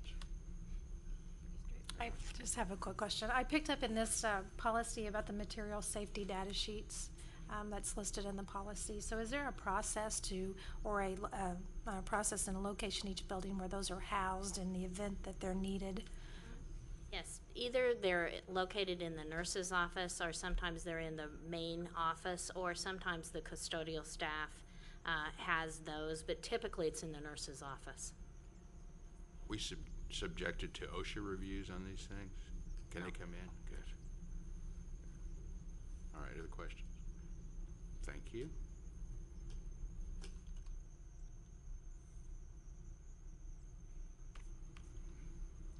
Let's see, where am I? JHD? No, JHCF. Okay, JHCF, Student Allergy Prevention and Response. I think this policy represented the most work by Gene in terms of collaborating with local healthcare professionals, other school district policies, MSBA. This is a new policy, and it's required by new state law. This policy will improve safety standards for the delivery of care of the over 2,000 students with severe allergies in our district. And Gene is here for questions.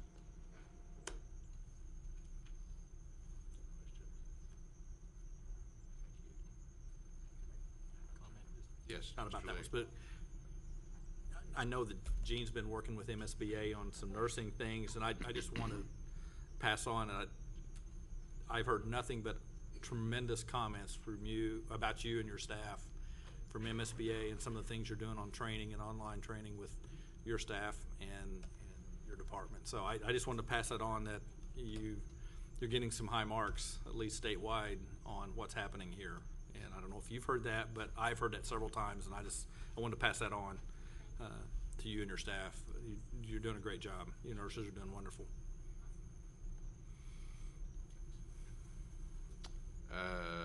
Policy JHD.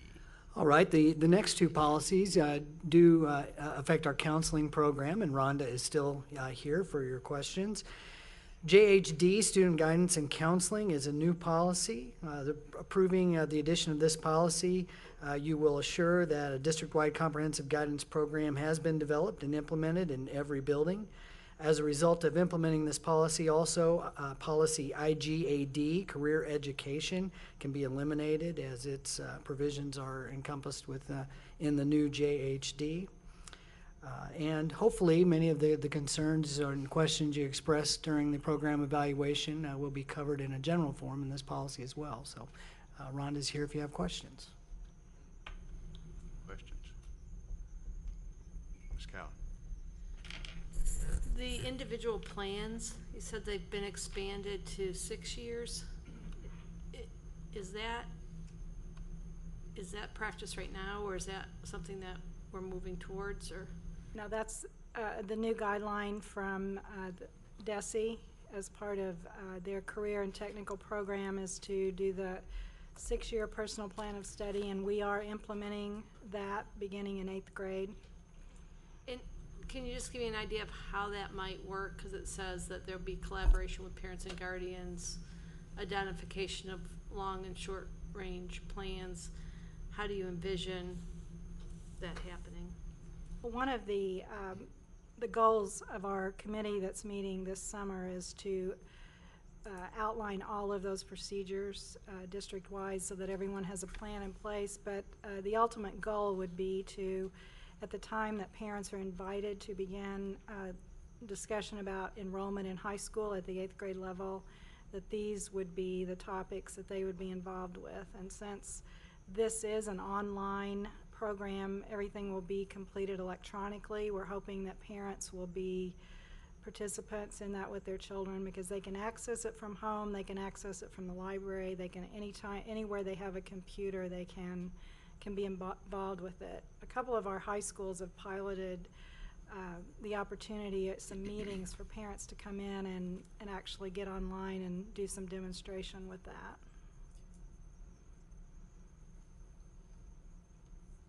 So if they didn't have access to a computer at home, they're going to be there'll be the opportunity for people to access that at school, or give them directions to the library, or We do have now instructions linked to our school web pages at the high school level, explaining to students and parents how they can. The students have done this at school already, but the parents, if they're interested in it, they've been provided information in newsletters about how to access the program. So if they would like to, you know, of course, if somebody didn't have access to a computer and wanted to set up a time to come in and do it at school, we'd certainly provide that. And you've made reference to this committee that's going to be working this summer. Who is that made up of? We have, at the present time, we have 4 middle school counselors and 4 high school counselors that will be working with us. Has there ever been any thought about involving parents in that for We some certainly- stakeholder input? Or I think if we're talking about the collaboration and the integration of what's happening at school with, you know, what's happening in the home for the child, and needing that kind of support, and having those all serve as the foundation, seems like that might be somebody we might want to think about including. We'll certainly look into that. Mr. Hosmer. The personal plan of study, what is that modeled off of, or is that just a DESE There, requirement that?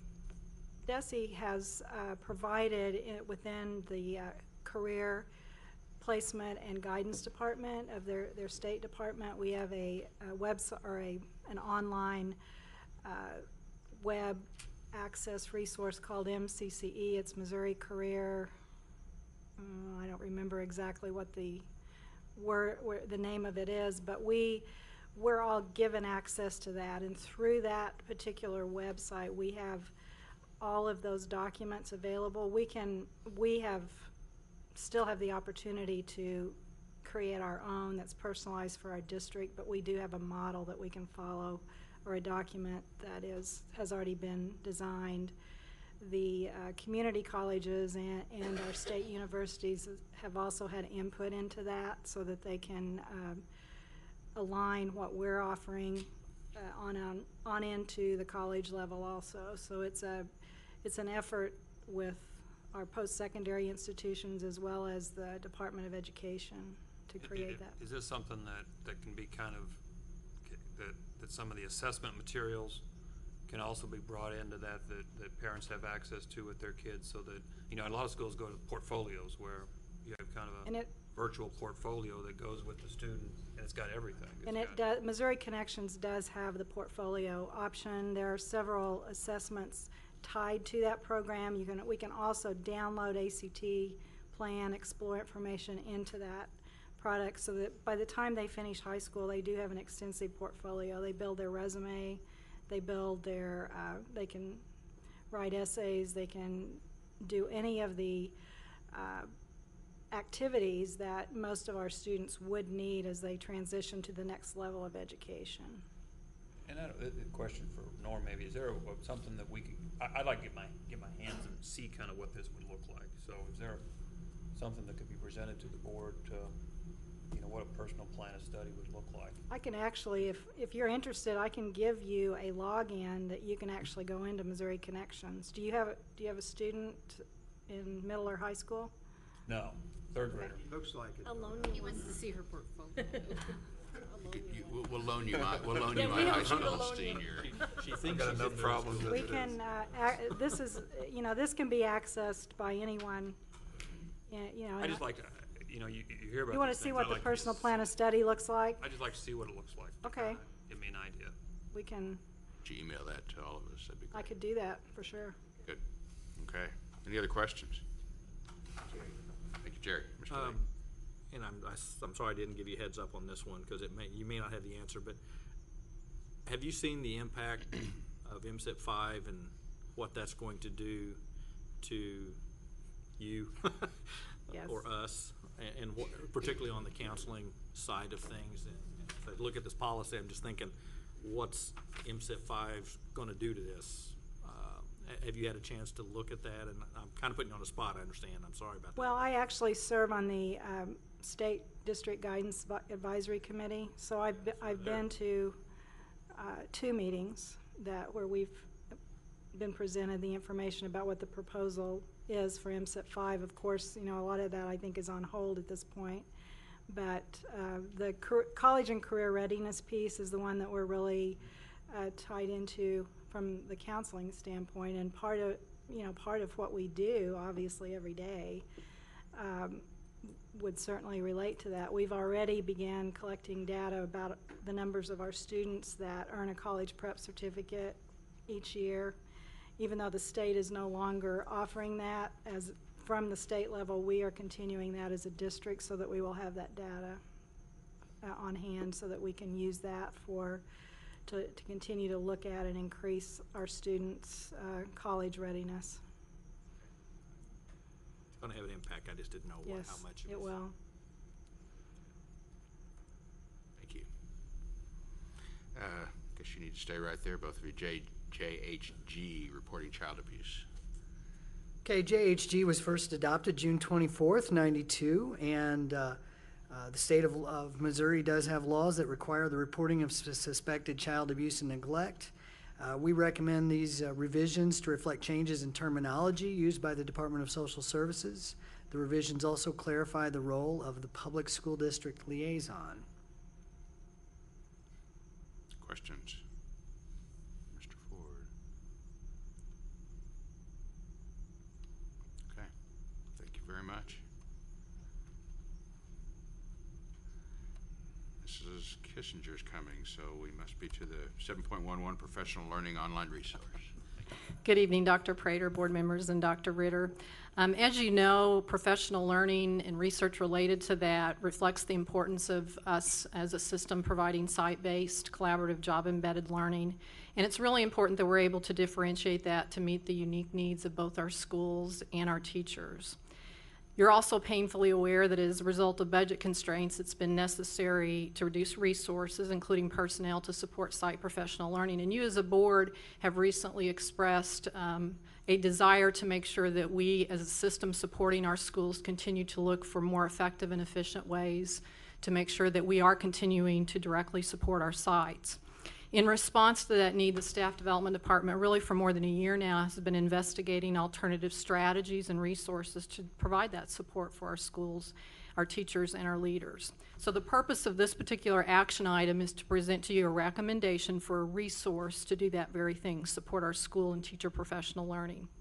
The recommendation before you is for a resource product called PD360. It is a resource from School Improvement Network, and what it is, it's a comprehensive web-based, on-demand, so 24/7, 365 days a year, anytime, day or night, professional learning resource. And the main emphasis in it is to provide job-embedded professional learning with a focus on classroom implementation. It actually provides video clips and many other things that show real teachers doing this work in the classroom. So teachers can not only learn about the critical components of effective instructional strategies, but they get to see teachers modeling those in the classroom. I thought you might also be interested in knowing that nationally more than 17,000 schools already use this product. 2,100 districts use it, and there's more than 700,000 users. And one of the most exciting things with our work on the learning model and our focus on collaboration and communication is that if we go forward with providing this resource, all of our teachers and leaders will have access to being involved in an interactive learning community, meaning they can collaborate with teachers across the United States in all of these districts and schools. In Missouri, there are currently 14 districts using this resource. One of our closest neighbors, Willard School District, also already uses this resource in their district. There's more than 120 expert voices and 100 more topics, and I'll give you a couple of the ideas of topics. Some have been discussed tonight. So one of the topics is equity. There's also about differentiating instruction, classroom management, assessment, how to effectively use data to inform your practice. I think one of the other things that's unique about this particular product is it has leadership training in it, and it has specific components for training in special education. Kind of a side note, but very important one when we talk about efficiency and effectiveness, is it also has modules in it to provide compliance training. And as you know, there's many legislative requirements for us to provide training every year on issues such as harassment. And so it does have some modules that will help facilitate our provision of that for our staff as required by law.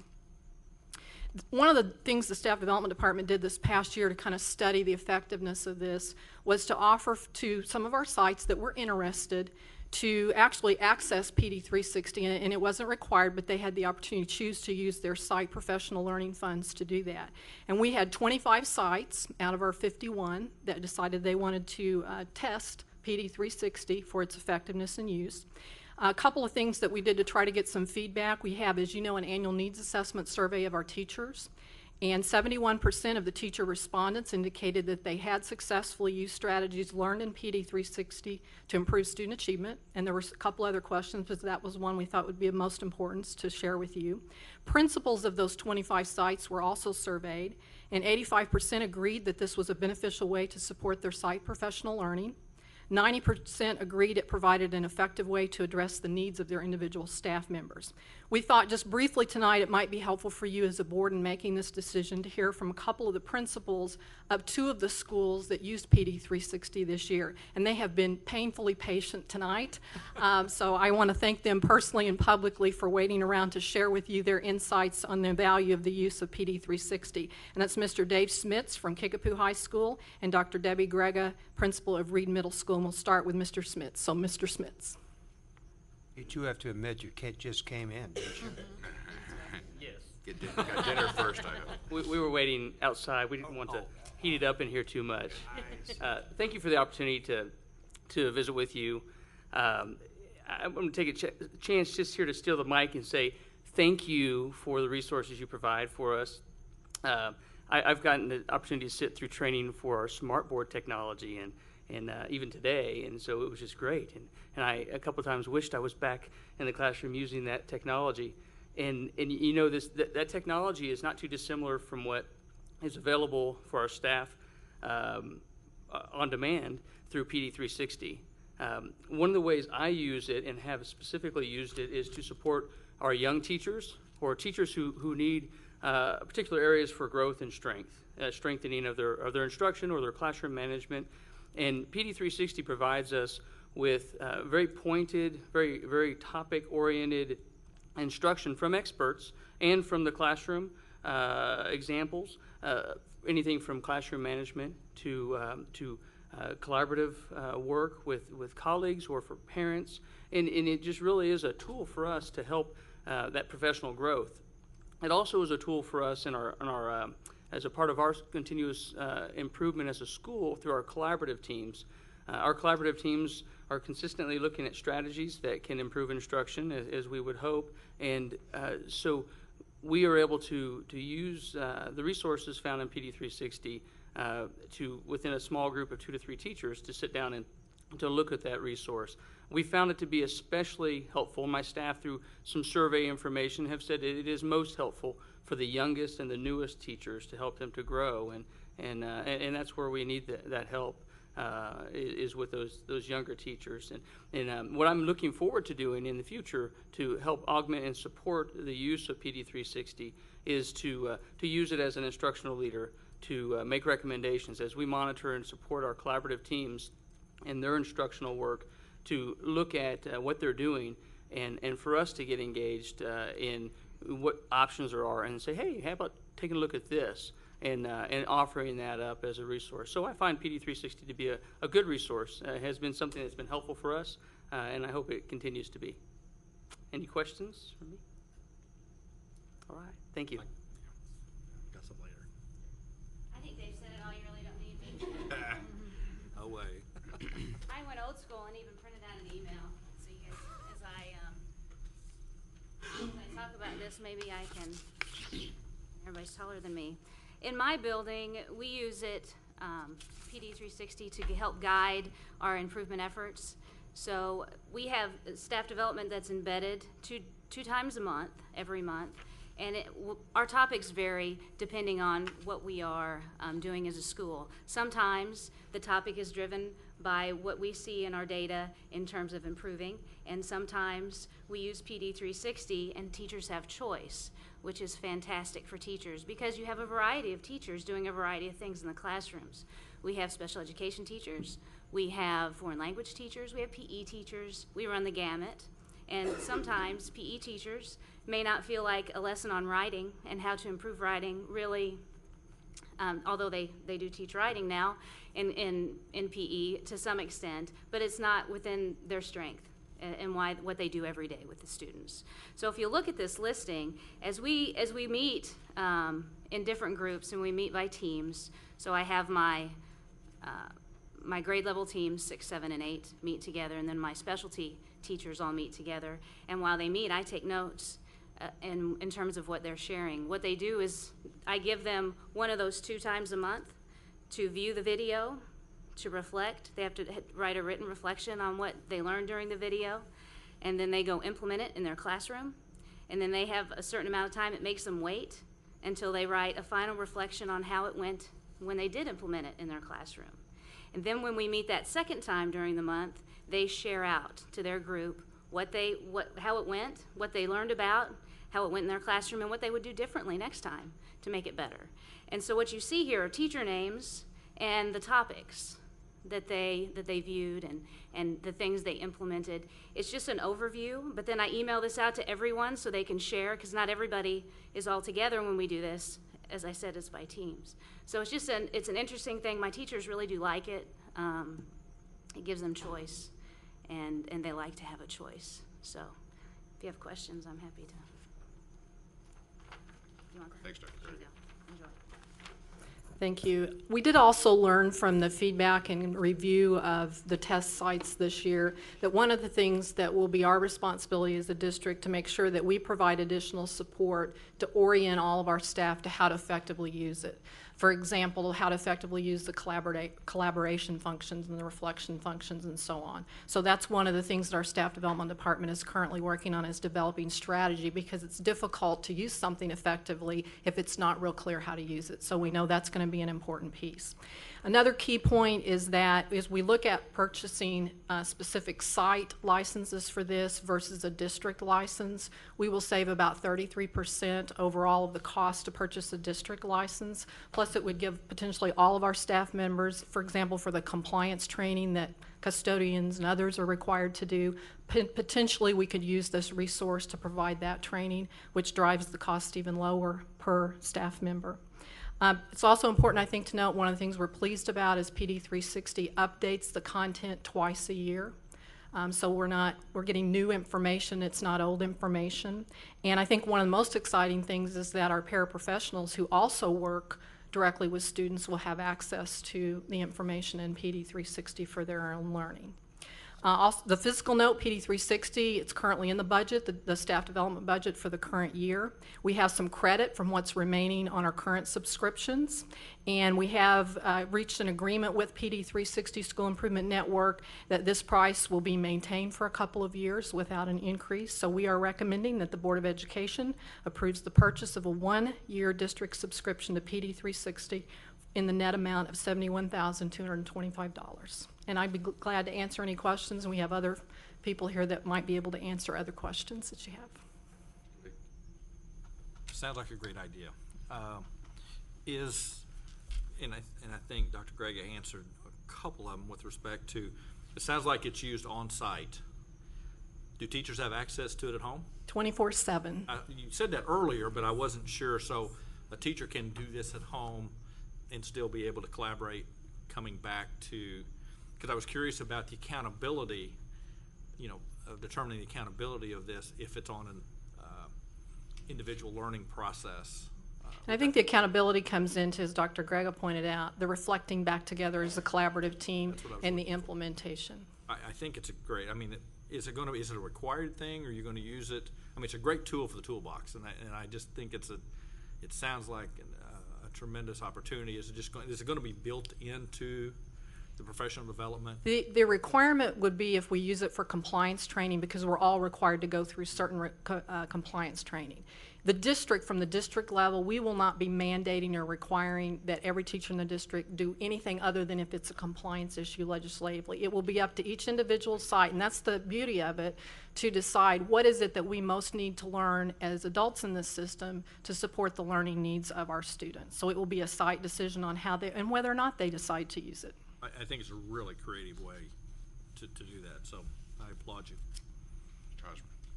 Is there a plan in place to evaluate this over Yes. the course of a year in terms of what are we looking for to say this was worthwhile? I mean, as other members have said, it sounds like a great thing, but the proof's in the pudding. I mean, you can put it there in front of teachers, and for some reason it doesn't speak to them or doesn't work for them, then we spent money for nothing. And so what is the what are the goals, or what are the benchmarks are we setting up to see that we are getting the value for our money here? The staff development department, and you saw I shared a couple of the indicators with you tonight from the staff. They are setting strategies and indicators and measures.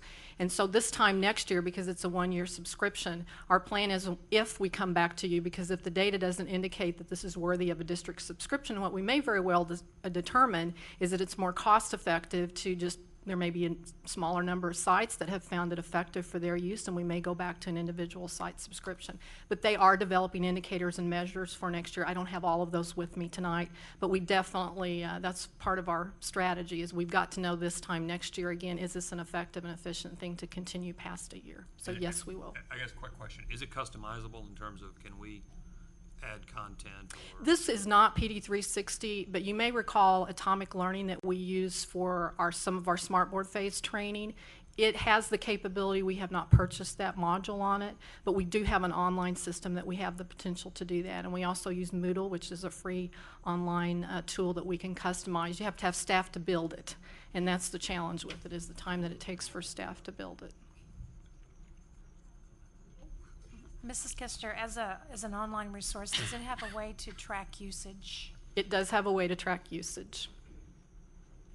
So one of the things we'll be able to see is how many minutes of time per teacher they utilize this next year. So that would be an example of something we might look at this time next year, to see, okay, per minute of use, what did this cost us? Is this considered something, is supplanting something? Is it an enhancement? Is it something that will perhaps replace something we're doing that costs us a whole lot of money now? Thank you. I think one of the things to look at, probably the best way to answer that question, if you look at the total cost, and again, we're getting some credit of $85,000, and the number of staff members that can be trained in so many differentiated ways, we could not have 1.5 FTE for that amount of money, and there's no way 1.5 trainers could even begin to touch this kind of training and the depth and breadth of this kind of training. So it's both. We did cut back in some areas in staff development, some of the face-to-face training that we were trying to provide the materials and resources and people to do that, but it's also an enhancement because it's, again, much broader and deeper than what we're able to do, maybe a more traditional way of delivering professional learning. I was visiting with Natalie Caldwell from Pershing yesterday, and she made it very clear that this gives a lot of flexibility to data. In other words, the teacher gets data, they can go through PD 360 and match the data with the training. It's just very powerful, and she was very excited about it. So, Thank you very much. Very cool. 7.12, fees and rates, Mr. Chose. Thank you. Each year at this time, we present the proposed rates and fees for the new school year. Attachment A includes those rates and fees. This year, there are some proposed increases, specifically the high school yearbook and school lunch and breakfast prices. These price increases are a direct result of increases in production and product costs. In addition, under miscellaneous fees, we're requesting that we change the fees for return checks from a dollar amount to the statutory limit, so we're not coming back to the board each year asking for a change there. And finally, the pay-to-ride fees have actually decreased for next year. I'd be glad to answer any questions. John? How is the contract for the high school yearbooks selected? Is that like a multi-year contract with a? It's a 2-year contract. It's a 2-year contract. Right, yes. With increases built into that contract, or is a specific amount? I'm in that going to have contract? to defer to Dr. Pomfret. He's a yearbook guru, huh? Yes. We actually have 2 years that we can extend it, so we approved it or the committee approved it in July of '09. It's renewed in 10. There was about a 2% increase, and there was no increase in the price of the yearbook at that time. It stayed at $40. And So then this this is the first year, increase in a while. yeah, it was $40 the previous 2 years, and the recommendation is to go to 42, which is about a 5% increase. And there are other production costs other than just the printing, but the printing is approved in that contract. And then my other question is specifically about the lunch prices. How long has it been since we've increased our lunch prices for full-pay students? It's been 3 years. 3 years? Yes. So we've been able to Yes. ride this through. I mean, I know I go to the grocery store and food prices are really skyrocketing, and so to think that we're protected from that is Yeah. silly. Price of lettuce is unbelievable. Bushel of Yes. soybeans went up 3 times. Yeah, well, I think, it always pains me as a board member to vote for these kinds of increases because it really does impact family budgets. And yet, I think during these last few years of tough economic times, we've been able to do what we could to ride that through. And so, it's one of those, it's a hard pill to swallow, but it's necessary, I think. Actually, this goes back to a yearbook question, and and I haven't had anybody in my house getting a yearbook for 12 years. So my question would be, and I can't believe that Mr. Hosmer hasn't kind of maybe led on this, but printing a yearbook, there's always going to be a hard copy. The kids receive it on a disc at some point too, or when do we ever walk away from that? That's discussed annually. It's discussed multiple times during the year by our sites. We have programs that develop that, and of course a part of it is the production, the writing of the stories, but then the decision is made, do you produce that on a digital or a hard copy, and to this date they have elected to continue to do that. They have done some work in the past at some of the sites with a DVD. Right. And frankly, have been mixed results on the part of the customers that purchase those. So Maybe based on tradition? Well, versus- it's hard to have your friends sign I a was gonna say, you DVD. can't say embarrassing things on DVD in your. But you can say it on Truly. Facebook. That's true. So I guess in all of this is just thinking, at some point, I think the cost of a yearbook, first of all, I think it's very wasteful, resource-wise, material-wise, but it is, we talk about going the other way in so many things we're doing electronically, and we just kind of seem to be stuck in tradition, and I suppose that can be a good thing, but If you can do Facebook like that, I bet you can do a yearbook. I would think that you could sign anything you wanted. Couple questions. One, sort of related to the fees for return checks and the collection agency. When we collect for return checks or that, do we get 100% of that when it's collected? Yes, we do. Okay. And my second question was, when was the last time we raised activity fees? How long has it been? I mean, I've been on 5 years and we haven't talked about it in 5 years. Okay, well, we went back 5 years and we haven't increased it. We didn't go back Any farther? further, right? I think we've raised them once since I've been on the Since you've board. been on the board. and We that's 8 raised it years. the first year I was here, 6 years ago.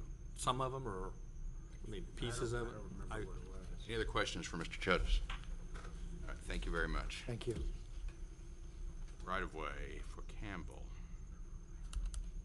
Mr. Wynn, thank you. Yes, this is for a granting of a right-of-way easement on Campbell Avenue. This is in front of Parkview High School, and this is in conjunction with the street improvements that the city has done. It's a standard easement. The district will receive the sum of $10 and other valuable considerations for the granting of this easement. As I said, it's a standard easement, and it'll be our recommendation that at the next meeting that the board would approve this. Any questions? All right, you have another one for us, I believe. Yes, this next item has two pieces to it. It's another right-of-way and easement, and this is dealing with the pedestrian bridge by Williams Elementary School. The first component with this deals with the right-of-way and also with a construction easement, which is a temporary piece. The second component here deals with the maintenance easement, which is smaller than the construction easement for that. On this one, for the two pieces, the district would receive the sum of $1 and other valuable consideration for the granting of the easement for each of these easements. Questions? When will this project start? I believe they're looking at getting it out to bid shortly, but it will not be, from what I understand, it will not be completed by the start of this next school year. It's going to go into the next year. This is a MoDOT City combined project? Yes. Yeah, I was gonna just ask for clarification. The district has really no role or no authority in maintaining or building or replacing that pedestrian walkway. I No, think there's we been don't. some confusion in the community that that was our responsibility, but it's really MoDOT's in the cities. Yeah, it's really falls to the city there. And we really, the city was really great in working with us as they were working on the design of the new bridge. One of the issues they had to deal with was bringing it up to ADA, so that extended the length of some of the ramps. So there were some other components to it. But they involved us in the process because it was going to take up a larger piece of land on our current site. So they let us be an active participant in that process. But no, the responsibilities really fall to them. Thank you very much, Mr. Wendt. All right, you've got several routine action items. Let's see, we vote on those tonight? Yes. No, not until the 24th. So we'll vote on those on the 24th. And do we have no comments from the public? I don't believe. So comments from the board. Legislative update. Anything cooking? Week and a half left. Yeah. I think it's been cooked and over with, some things. Really, I don't think there's much to talk about right now. Good. Just leave it at that. Okay. Great. Future issues, just one request. I know people have been talking about topics for the July 26th retreat. If you have topics, get them to Dr. Ritter or to me get them fairly soon so we can begin working on the agenda for that. Dr. I think what came up tonight, program evaluations and looking at what the board needs in those have really taken on different forms since I've been on the board, and depending on there's probably some prescribed DESI requirements, but I heard common concern that those be looked at, so that might be a topic. Good. Any other future issues? Anything else? I just have one item, and I don't think many people in the room are aware that today is Dr. Prater's birthday. And, Oh, it is. And Nadine Ritter. And so, Spending it with, That's my wife's birthday, too. If I may. right, that's right. She well, and I anyway, share we one. wish you a very happy Thank you birthday. very much. Thank you very much. Feeling older by the minute. All right, plus deltas, remind you to do those, please. We need to go into executive session to discuss legal real estate personnel matters as provided in section 610-021, 1, 2, 3, and 13 RSMO. Do I hear a motion? So moved. Second. Mr. Lee? Aye. Aye. Aye. Aye. Aye. Aye. Thank you very much. I don't know if you noticed at the beginning of the meeting,